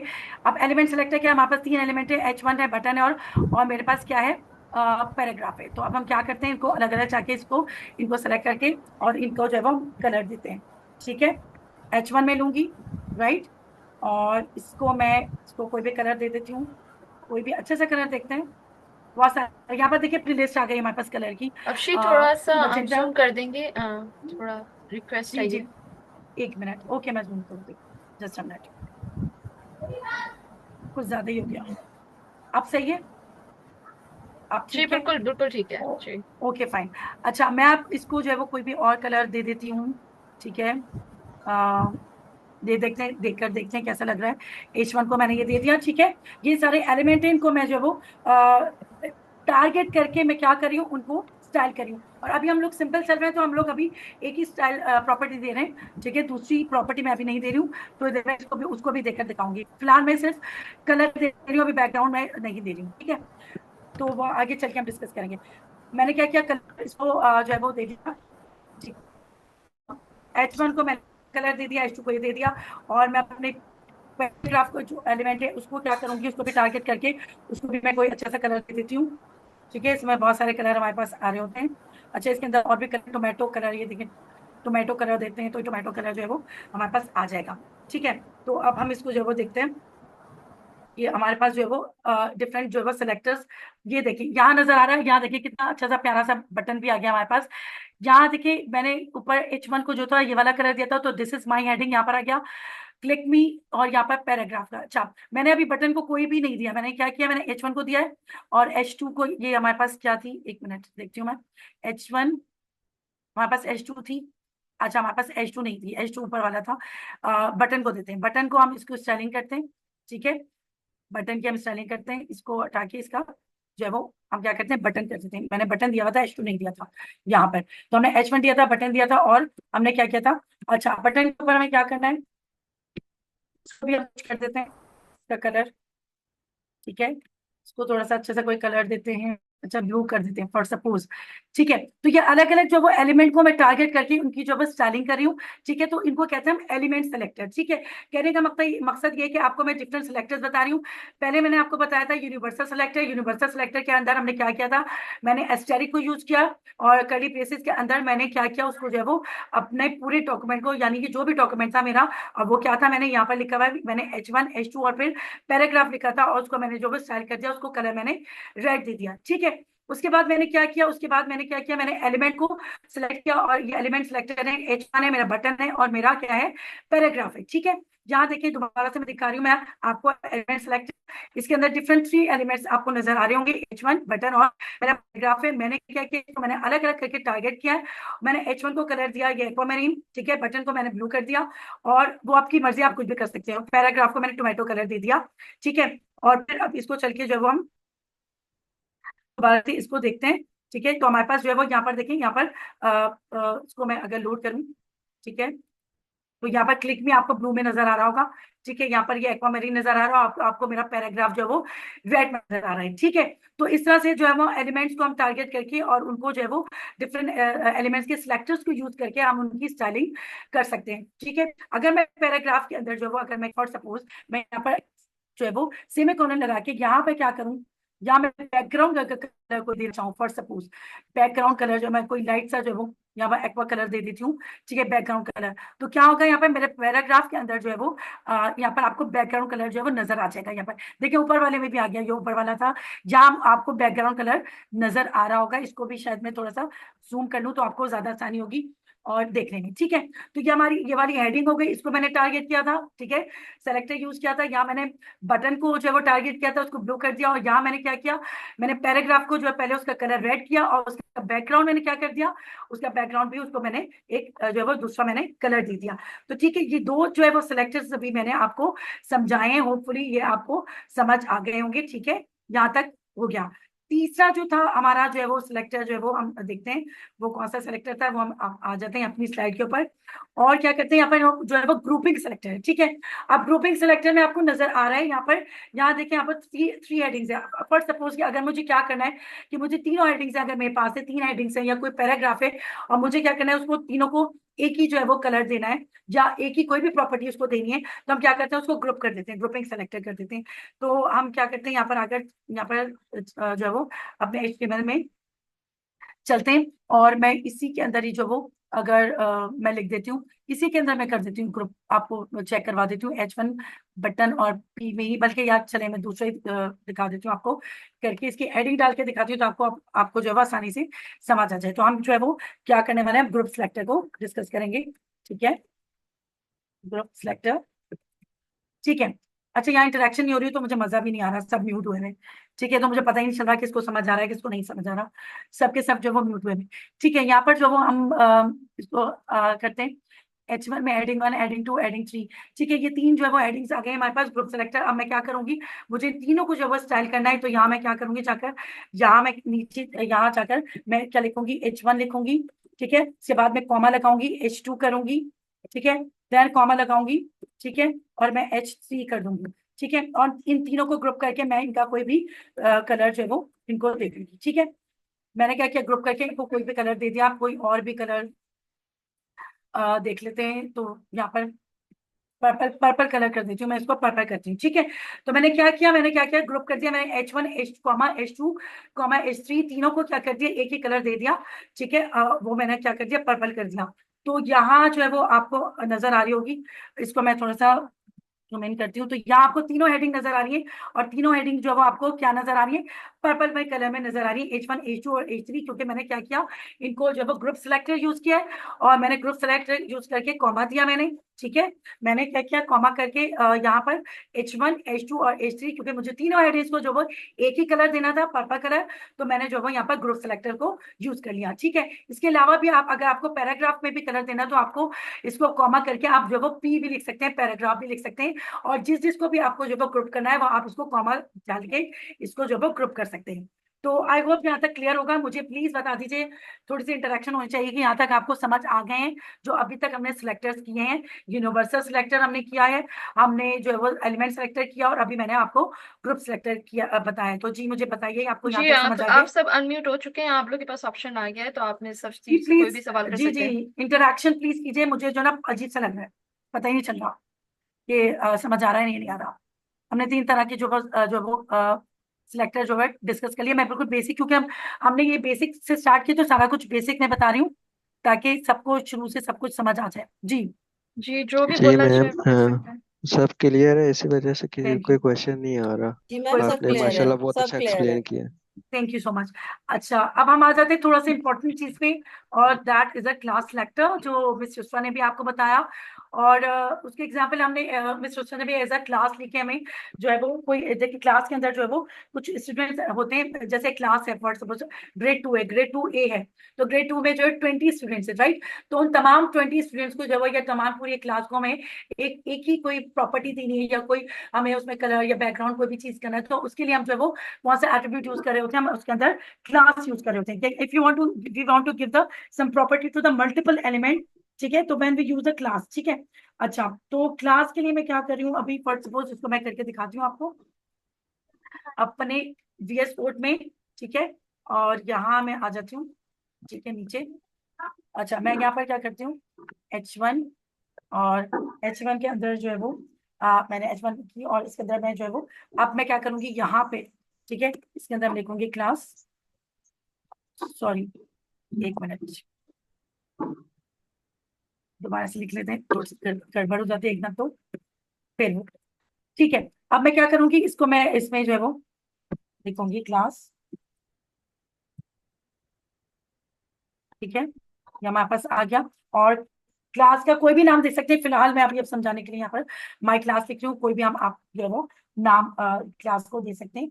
और मैं लिख लेती हूँ यहाँ पर, कुछ भी लिख लेती हूँ, आई एम enjoying, ठीक है, I am enjoying teaching, I am enjoying teaching CSS, right. एक ही चीज, दिस इज हेडिंग लिखे ना मैं तंग आ गई, ठीक है। तो मैंने क्या किया, मैंने H1 लिया, यहाँ पर मैंने क्या लिखा, क्लास लिखा is equal to double quote my class, को भी नाम लिख सकते हैं माई क्लास का। और नाउ यहाँ मैंने क्या लिखा, I am enjoying teaching CSS, ठीक है। इसी तरह से जो है वो मैं पैराग्राफ भी, ठीक है, एक पैराग्राफ लिखती हूँ, और पैराग्राफ के अंदर भी जो है वो मैं यहाँ पर एक कोई क्लास में देती हूँ, क्लास देती हूँ उसको, ठीक है। मल्टीपल एलिमेंट को हम यूज करें, यहाँ पर मल्टीपल एलिमेंट है, एक मेरे पास हेडिंग है, एक मेरे पास पैराग्राफ है, ठीक है। और इसको भी मैं यही फॉर सपोज नाम देती हूँ।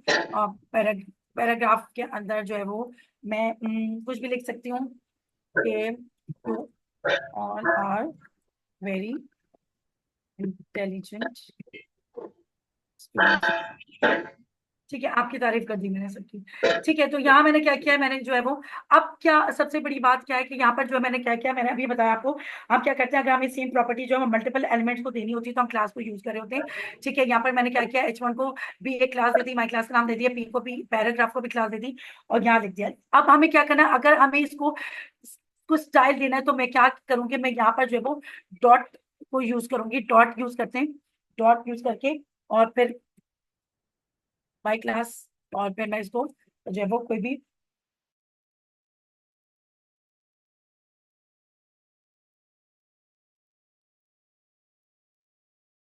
होते हैं, कोई भी हम कलर इसका रख देते हैं, लगवा सकते हैं, लाइट कलर हो जाएगा,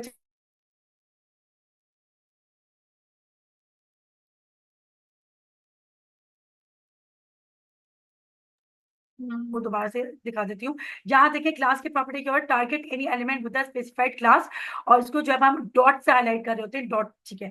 तो मैंने क्या किया, डॉट लगा के, और यहाँ पर मैंने इसको टारगेट किया है।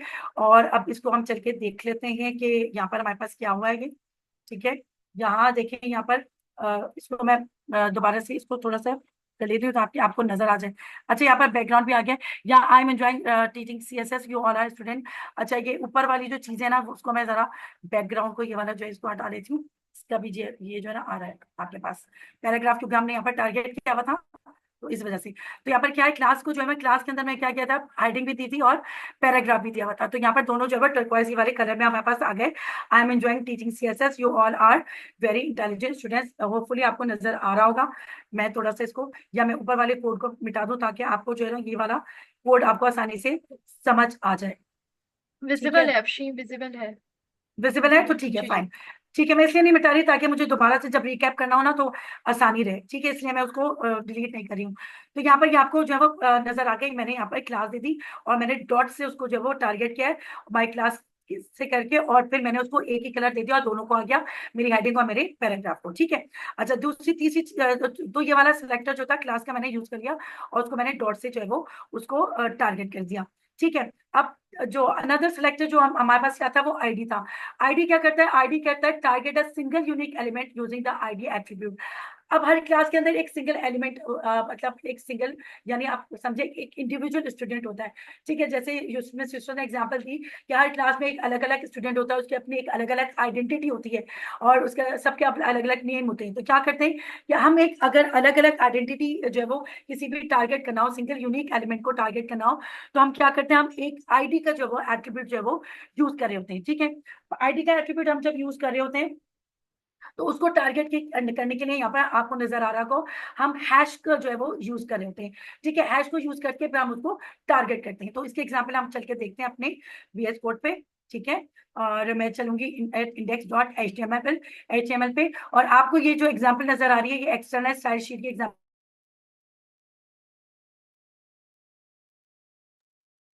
साक्षी आपकी आवाज में कर रहे हैं। ठीक है, style.css में। ठीक है, अब हम क्या करेंगे, मैं क्या करने वाली हूँ, दोबारा से जो वो मैं आपको समझाने वाली हूँ। कौन सा सिलेक्टर समझाने वाली हूँ, मैं आपको समझाने वाली हूँ। ठीक है, आईडी सेलेक्टर। ठीक है, और आईडी सेलेक्टर ने अभी बताया कि इंडिविजुअल जो एलिमेंट होता है उसकी हमारे पास इंडिविजुअल आईडी होती है, उसको हम टारगेट कर रहे होते हैं। फॉर सपोज मैं क्या करती हूँ, यहाँ पर दोबारा से एक H1 लेती हूँ। ठीक है, समझाने के लिए। ठीक है, H1 के अंदर, इसी के अंदर जो है वो मैं क्या कर रही हूँ, इसमें लिखती हूँ आईडी। ठीक है, और आईडी जो है वो मैं खुद पे कर लेती हूँ। फॉर एग्जाम्पल लिखती हूँ हेडिंग 1। ठीक है, ये मैंने लिखा और इसके अंदर मैं लिख देती हूँ, इसमें लिखती हूँ दिस इज माई हेडिंग 1। ठीक है, ये एक एक ये वाली हो गई। ठीक है, दोबारा से मैं H1 लेती हूँ। ठीक है, again I am taking H1, then I am यहाँ पर H2, अगेन मुझे H1 ही लेनी थी।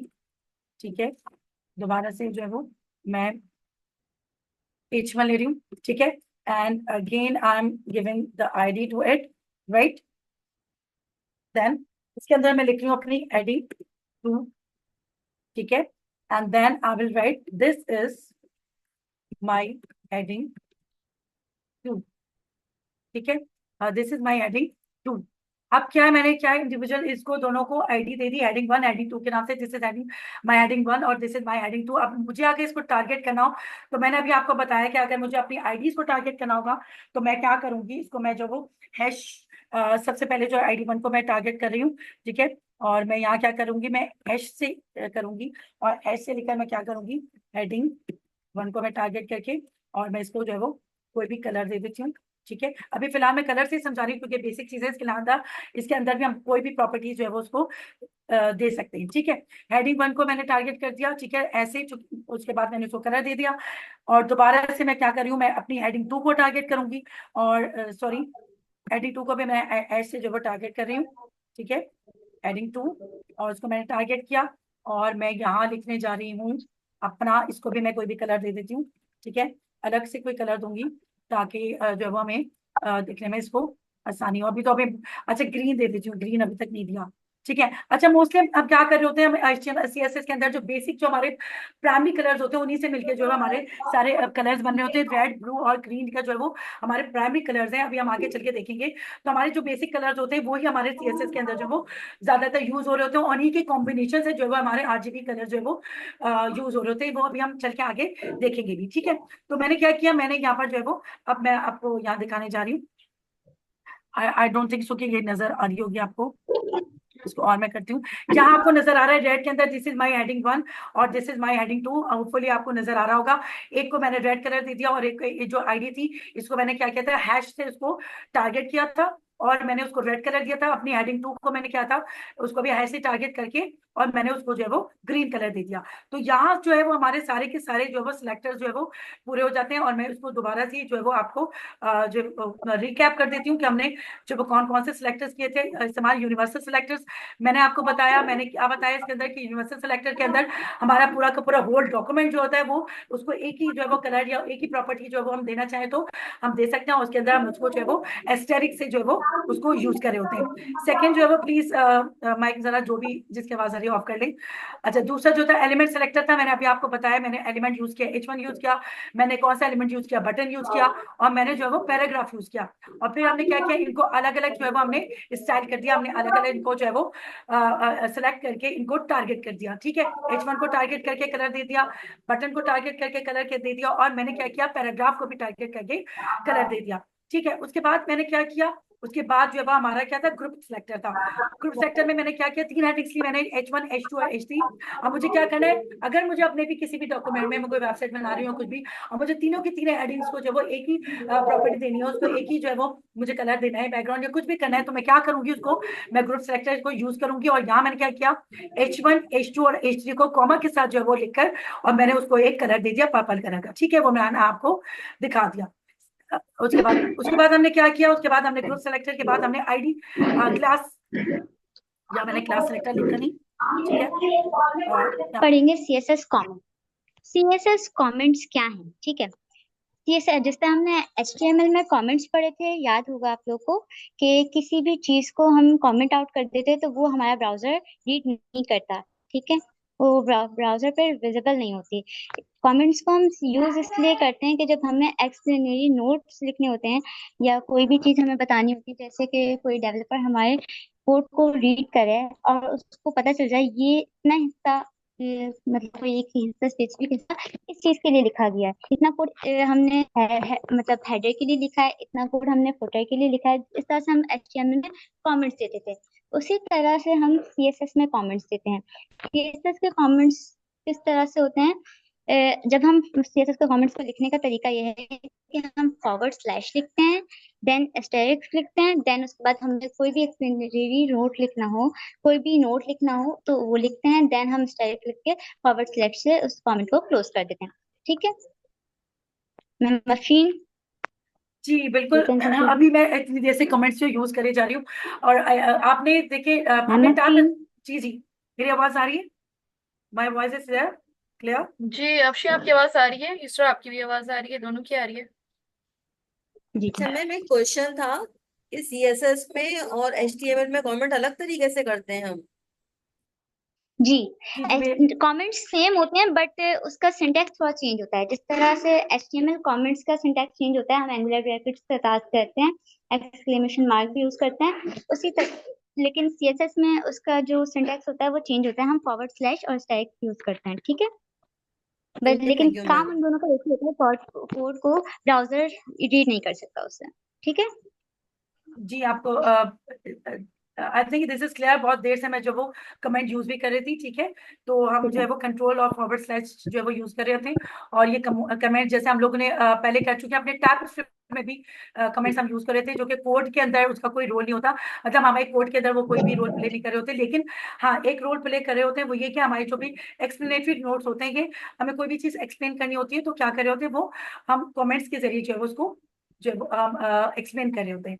ठीक है जी युसरा, जी ओके आ जाइए। CSS कलर्स, ये तो बहुत इंपॉर्टेंट टॉपिक है हमारे CSS का, क्योंकि CSS का सारा काम तो भाई कलर्स की वजह से हो रहा है। ठीक है, CSS के जो कलर मॉडल्स होते हैं वो बहुत सारे होते हैं, जैसे कि RGB, HSL, हेक्स, हेक्स ये HEX है, और फिर HSL बहुत सारे होते हैं, CMY के बहुत सारे होते हैं, लेकिन जो कॉमन यूज होते हैं एक RG यूज होता है और हेक्स यूज होता है। RGB stand for red read two. ठीक है, पहले RGB को देख लेते हैं हम। ठीक है, मैम स्लाइड्स डाउन करें।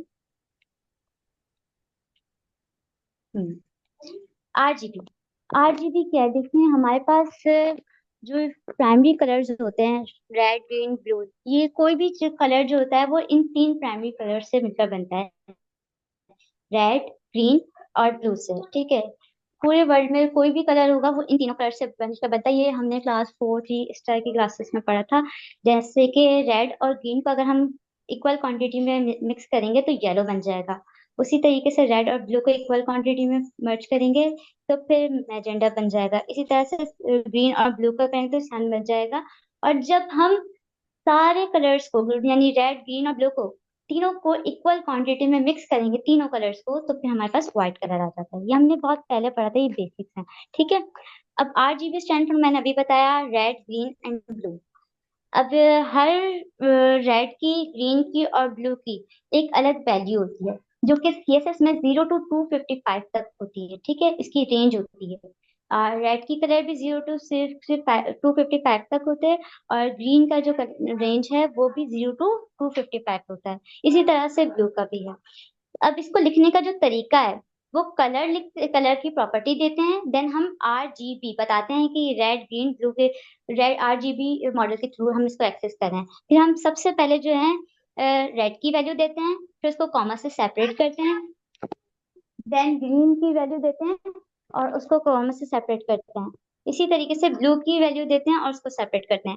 इसमें एग्जाम्पल के तौर पे हमने एक RGB वैल्यू दी हुई है जिसमें हमने रेड को बिल्कुल 0 रखा है कि रेड हमारे पास बिल्कुल भी नहीं है। ठीक है, और हमने ग्रीन की वैल्यू दी है 255, यानी हमारे पास ग्रीन फुल है, और ब्लू हमारे पास 0 है, यानी कि जब ब्लू और रेड है ही नहीं तो फिर हमारे पास कलर कौन सा बचता है, ग्रीन। और ग्रीन फुल क्वांटिटी में, तो हमारे जो आउटपुट होगा वो ग्रीन कलर में होगा। यानी हम किसी भी चीज पे ये प्रॉपर्टी, ये मॉडल अप्लाई करेंगे, कलर मॉडल, तो फिर उसका कलर ग्रीन होगा। ठीक है, ये हेक्स स्टैंड फॉर हेक्साडेसिमल। बचपन में हमने कभी पढ़ा था। आवाज आ रही है? जी जी, आवाज आ रही है आपकी युसरा। आवाज आ रही है? जी क्लियर है युसरा, आपकी जी आवाज जी जी क्लियर है, युसरा। बोलिए। जी स्टूडेंट्स, जी आवाज आ युसरा, रही है आप लोग को? जी जी युसरा आ रही है आपकी आवाज। हेलो। जी जी युसरा, प्लीज कंटिन्यू कीजिए। मैम फरियाल, आवाज आ रही है? यस यस जी युसरा, जी आपकी जी जी आवाज आ जी रही है, आपकी आवाज बिल्कुल क्लियर है। हेलो जी युसरा, युसरा। युसरा कंटिन्यू कीजिए प्लीज युसरा। युसरा आप हमें सुन सकती हैं? आई थिंक नेट इशू है तो उनको जी आवाज हमारी नहीं जा रही है। जी आ गई वापस। जी जी कंटिन्यू करें युसरा। जी हेक्साडेसिमल। हेक्साडेसिमल, जी। Hex stand for hexadecimal. बचपन में पढ़ा था हेक्साडेसिमल क्या होता है, चलो रिमाइंड कर जी लेते हैं जी थोड़ा सा उसको। हमने बाइनरी नंबर सिस्टम पढ़ा था जो 2 बेस था। ठीक है, जो 2 डिजिट्स पर बेस करता है, 0 और 1। इसी तरीके से हमारे पास डेसिमल नंबर सिस्टम होते हैं। जो हमारे नंबर सिस्टम बेस करते हैं वो डेसिमल नंबर सिस्टम पर बेस करते हैं, जो होते हैं 0 to 9। ठीक है, मैं नीचे कर लें आप साइड्स। ठीक है, जी जी जी जी और इसी तरीके से हेक्साडेसिमल होता है हमारे पास, जो है 16 नंबर्स पर बेस करता है। ठीक है मैम, हाँ करें। ठीक जी है जी जी बता रही हैं आप, मैंने सामने किया हुआ है। जी, स्लाइड स्लाइड आपके सामने ही है ठीक है। जी। हेक्साडेसिमल अभी हमने पढ़ा। ठीक है, हेक्स के मायने होते हैं, हेक्स मीन्स होते हैं 6। ठीक है, हेक्स के मीन्स होते हैं 6। आवाज आवाज आ रही है? जी जी जी आ रही है आपकी आवाज, कंटिन्यू कीजिए। हेक्स के मीन्स जी होते हैं 6 और डेक के मीन होते हैं 10। यानी ये अपने वर्ड से वाज़ेह हो रहा है कि 16 डिजिट्स पर बेस करता है। कौन कौन से 16 डिजिट्स होते हैं? 0 to 9 10 डिजिट्स हो गए, और A to F alphabetic values होती हैं। A to F ये डिजिट्स हो गए। ठीक है, अब आप you can count if you want to count. तो 0 to 9 and A to F 16 digits होते हैं। अगर आप काउंट करना चाहते हैं तो आप काउंट कर लें। ठीक है, इसको हम इस तरीके से असाइन करते हैं। फॉर एग्जांपल मैंने दिया हुआ है कलर एट्रीब्यूट, कलर प्रॉपर्टी दी हुई है, उसके साथ हमने एक वैल्यू असाइन की है जिसे हम हेक्साडेसिमल को हम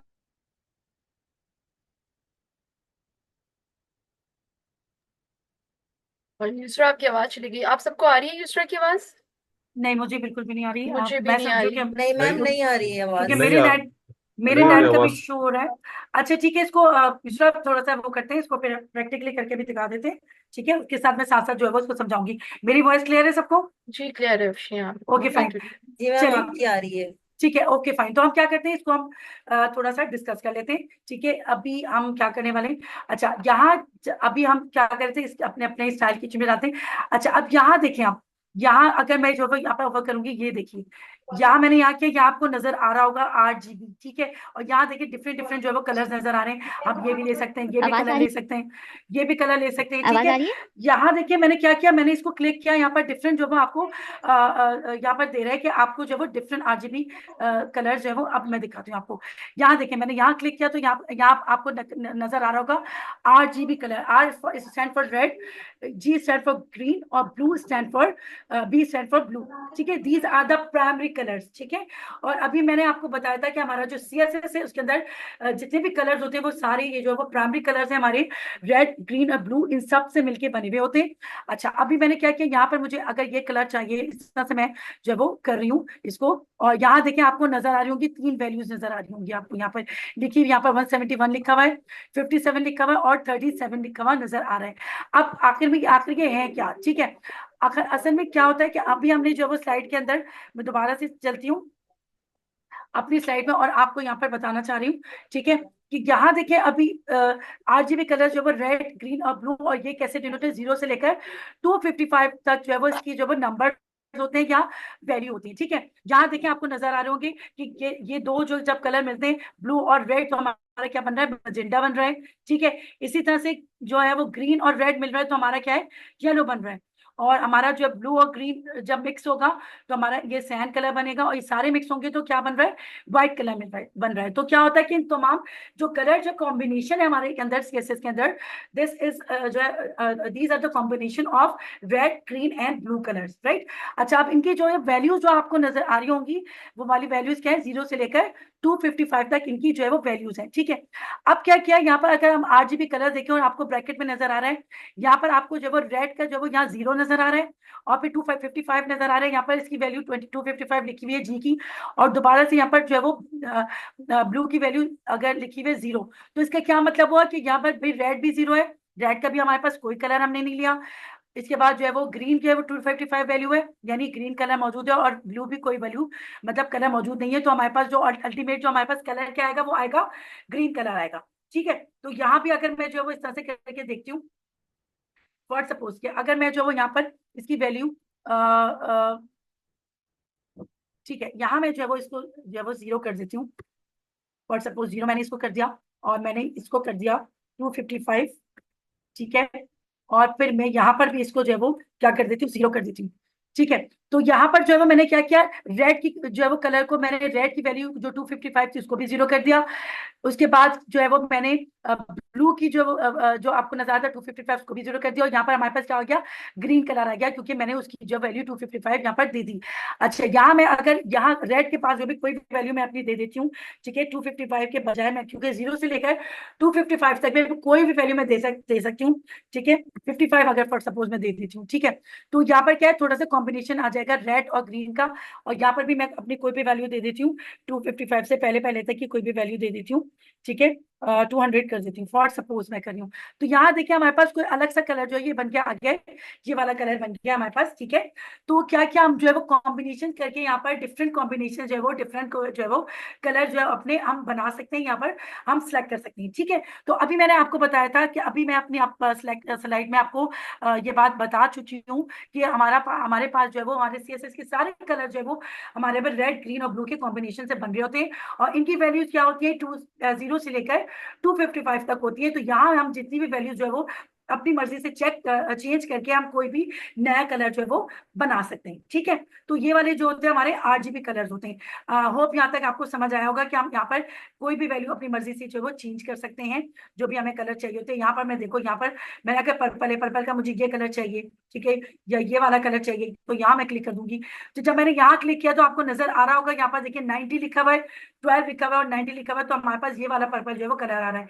इसी तरह से मैं यहाँ पर क्लिक करूंगी तो यहाँ पर जो है वो मुझे लाइट पर्पल जो है मजेंटा टाइप का कलर आ रहा है। यहाँ क्या वैल्यू लिखी है, 206 लिखी हुई है, 151 लिखी है और 206 लिखी हुई है। अगर हमें क्या करना है, हमें ये कलर भी नहीं पसंद, तो हम क्या करेंगे, हम जाएंगे इंटरनेट पे, गूगल में जाएंगे और यहाँ पर हम क्या लिखेंगे, कलर पिकर लिखेंगे। मैंने क्या लिखा है यहाँ पर आपके सामने ही, बल्कि पहले से करके लिखा हुआ है ताकि परेशानी ना हो। कलर पिकर लिखा हुआ और यहाँ मेरे पास जो है वो कलर पिकर आ गया। यहाँ देखिए मेरे पास RGB कलर जो है यहाँ पर मौजूद है, ठीक है, डिफरेंट मौजूद है। मुझे ये कलर चाहिए, मुझे ये कलर चाहिए, मुझे कोई भी कलर चाहिए, यहाँ पर मैं उसको क्या करूंगी, यहाँ पर उसकी RGB को जो है वो कॉपी कर लूंगी। और सपोज मुझे ये वाला पिंक वाला कलर चाहिए, तो मैं इसकी RGB को जो है वो कॉपी कर लूंगी, ठीक है। I will copy the RGB of this, क्योंकि मैंने कलर पिकर से कलर लेना है। और मैं क्या करूंगी, यहाँ पे जो वो इसको मैं हटा के और उसको जो वो पेस्ट कर दूंगी, तो मुझे वो वाला कलर जो है वो मिल जाएगा, ठीक है। Ctrl V करूंगी, ठीक है। इसको जो वो यहाँ से ब्रैकेट में करते हैं, ठीक है। तो ये देखिए, यही वाला जो कलर जो अभी मैंने आपको दिखाया था, ठीक है, वही वाला कलर जो है वो हमारे पास आ गया, जो मैंने अभी कलर पिकर से यहाँ से पिक किया है, ठीक है। तो हमें अगर कोई भी जो है वो कलर एक्स्ट्रा कोई कलर चाहिए हो, अपनी मर्जी के कलर चाहिए होते हैं, तो हम क्या करते हैं, कलर पिकर जो है वो यहाँ से भी हम यहाँ से RGB कलर लेकर और यहाँ से कॉपी करके अपने पास जो वो पेस्ट कर लेते हैं, तो वो वाला कलर हमारे पास आ जाता है, ठीक है। आई होप यहाँ तक आपको समझ आ गया होगा कि RGB कलर जो है वो किस तरह से हम उसको सेट करते हैं। जी, जो हम कलर पिकर से भी बहुत सारे और भी डिफरेंट कलर पैलेट्स मौजूद होते हैं, वहां से भी हम RGB कलर जो हम अपनी मर्जी का कलर हमें चाहिए, वो हम यहाँ से उसके RGB लेकर और हम अपने पास जो उसे कॉपी कर सकते हैं, तो वो हमारे पास आ जाता है कलर, ठीक है। तो इसी तरह से अब हम क्या करेंगे, अच्छा और क्या डिस्कस करेंगे। दूसरा जो था अभी आपको मिस यूसुफ ने जो है वो समझाया है, ठीक है। एक तो ये हो गया RGB कलर, ठीक है, ये हमने समझ लिया। दूसरे क्या है हमारे पास, हेक्साडेसिमल, ठीक है। हेक्सा आपने जो है वो अपने बचपन में पढ़ा होगा, ऑक्टागोन, हेक्सागोन, ठीक है, pentagon, penta means 5, hexa means 6, octa means 8, ठीक है। तो ये आप लोग मैथ्स के अंदर जो है वो अपनी शेप्स में पढ़ चुके हैं, ठीक है। तो हेक्सा मीन्स क्या होता है, 6 होता है, ठीक है। और डेसिमल यहाँ पर जो उसको जो 10 जो है वो इसको दिया गया है, डिनोट किया गया है, ठीक है। तो हमारे पास क्या होता है, हेक्साडेसिमल के हमारे अंदर जो होते हैं 16 डिजिट होते हैं, 0 से लेकर 9 तक जो है वो हमारे पास डिजिट्स मौजूद होते हैं, और A से लेकर F तक के जो है वो डिजिट्स यहाँ पर आपको नजर आ रहे होंगे, वो हमारे पास जो है वो डिजिट होते हैं, ठीक है। तो 0 से लेकर 9 तक 10 डिजिट होते हैं, और A से लेकर F तक के जो होते हैं हमारे पास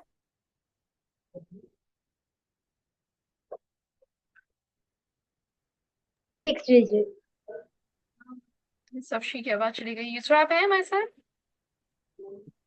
यहाँ पर जी, नहीं आ रही है आपकी। 0 से लेकर 9 तक 10 डिजिट होते हैं हमारे पास। 0 से आवाज आ रही है? लेकर, जी मैं, अब आवाज आ रही है मेरी, यहाँ आवाज आ जी रही है। मैम 0 आ से रही है। लेकर 0 से लेकर जी, आ 10 रही है। तक डिजिट्स होते हैं, यहाँ पर मैंने लिखा है क्योंकि 10 तक होते हैं, 0 भी हम काउंट करते हैं।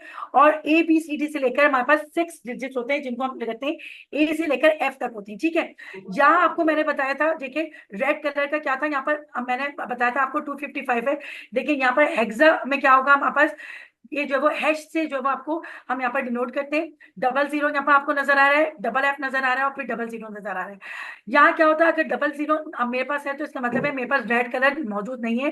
FF में मेरे पास क्या मौजूद है, मेरे पास FF में जो है वो ग्रीन कलर मौजूद होगा। और क्या होगा, और 00 यहाँ पर मैंने लिखा है तो यहाँ पर ब्लू कलर मौजूद नहीं होगा। तो यहाँ पर क्या आएगा, हमारे पास ग्रीन कलर आ जाएगा। जिस तरह से हमने जो है वो RGB में देखा था ना, कि हम 255 यहाँ पर लिख रहे थे और दोनों तरफ हम 0 लिख रहे थे, तो हमारे पास ग्रीन कलर आ रहा था। यहाँ पर हेक्साडेसिमल में भी बिल्कुल सिमिलरली इसी तरह से होता है कि हम क्या कर रहे होते हैं, हम हैश से जो है वो इसको लिख रहे होते हैं, और उसके बाद क्या कर रहे होते हैं, अगर हम इस तरह से 00 करके लिख रहे होते हैं, तो हमारे पास क्या होता है, ग्रीन कलर आता है। अब हम इसको करके देखते हैं अपने VS कोड में। मेरी वॉइस आ रही है ना सबको? हेक्स का जो हेक्साडेसिमल है उसमें हम दो डिजिट से वैल्यू असाइन करते हैं, ठीक है। ये चीज ध्यान में रखिएगा, 2 डिजिट से, यानी 00 FF BB CC 99, इस तरह से हम वैल्यू असाइन कर सकते हैं। यानी फर्स्ट 2 जो है हमारे पास रेड है, देन थर्ड एंड फोर्थ जो है हमारे हेलो, पास ग्रीन है, एंड फोर्थ और फिफ्थ और सिक्स जो है वो हमारे पास ब्लू है, ठीक है। ब्लू की वैल्यूज हैं। अच्छा, अब मैम, अब फिर आप जी कंटिन्यू जी करें। जी थैंक यू, बहुत जबरदस्त समझाया जी आपने। जी, मैं वही बताने जा रही हूँ, ठीक है। 1 मिनट,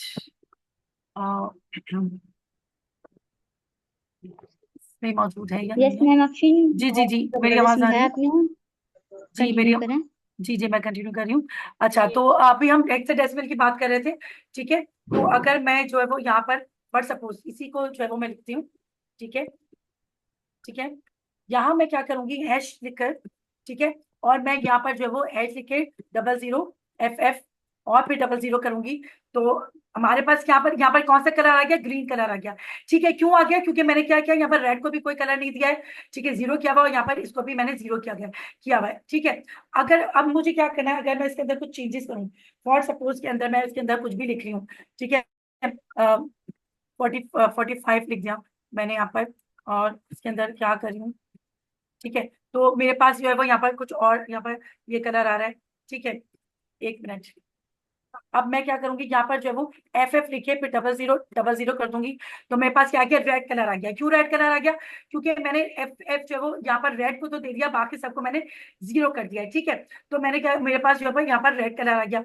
इसी तरह से क्या करूंगी मैं, अगर यहाँ मैं 00 करके ये और FF लिख दूंगी, तो मेरे पास यहाँ पर ब्लू कलर आ जाएगा। तो इस तरह से क्या करते हैं कि हेक्साडेसिमल के अंदर हम जो है वो हैश का जो है वो यूज करके, और इस तरह से हम अपने जो है वो कलर्स को जो है वो दे सकते हैं, ठीक है। तो ज्यादातर जो है वो हमें इन तमाम चीजों को जो है वो याद करने की बिल्कुल भी जरूरत नहीं होती है। हमारे पास जो VS कोड है हमें तमाम चीजें जो हमें प्रोवाइड कर रहा होता है, खुद ही से जो है वो तमाम चीजें जो हमें हमें जो है वो दे रहा होता है। और हम जो भी यहाँ पर देखें, इस तरह से हम देखें कर रहे होते हैं, तो हमें RGB कलर्स भी इस तरह से मिल रहे होते हैं। और अगर हम हैश को लगाएंगे तो हमारे पास हैश के कलर्स भी जो है वो इस तरह से हमारे पास डिफरेंट जो है वो आ रहे होते हैं। या तो RGB आ गए, बाकी जो है वो हम हैश का साइन यूज करेंगे तो हमारे पास हैश के कलर जो है आ रहे होंगे। दोबारा से मैं डालती हूँ, और ये आपको मैं दोबारा से जो है वो, अब दोबारा से हम आ जाते हैं कलर पिकर में। यहाँ पर कलर पिकर में आपको यहाँ नजर आ रहा है, हेक्स नजर आ रहा है, ठीक है। यहाँ देखें आपको हेक्स नजर आ रहा है, इसको भी हम कॉपी करके जो है वो अपने पास जो है वो वहां पर पेस्ट कर सकते हैं। यहाँ पर देखिए RGB कलर भी मौजूद है। यहाँ डिफरेंट किस्म के आपको नजर आ रहे होते हैं, लेकिन हम जो है वो ज्यादातर RGB को यूज कर रहे होते हैं या हेक्स को भी यूज कर रहे होते हैं। तो हम इसको भी जो है वो कलर पिकर में, इसको भी अपने पास कॉपी करके और वहां पर जो है वो यूज कर सकती हैं। तो ये जो वो हमारे पास जो है वो या डिफरेंट जो था, हमने यहाँ दोबारा से आ जाती हूँ स्लाइड्स पे। तो ये हमारी जो स्लाइड्स आ गई हैं। अभी आपको युसरा ने भी काफी डिटेल में इसके बारे में बता दिया कि हेक्सा क्या होता है, डेसिमल क्या होता है, और ये वो 16 डिजिट्स क्यों होते हैं, 0 से लेकर 9 तक होते हैं, यानी 10 डिजिट्स होते हैं, 0 भी काउंट होता है। A से लेकर F तक हमारे पास 6 डिजिट्स होते हैं, इसको हम जो है हैश से यूज कर रहे होते हैं। सिमिलरली जो है वो हमारे पास जो वो RGB जो होते हैं, रेड, ग्रीन और ब्लू कलर होता है, इसके कॉम्बिनेशन से हमारे पास सारे कलर्स बन रहे होते हैं। यहाँ पे मैंने कॉम्बिनेशन भी आपको यहाँ तक ही करेंगे जी।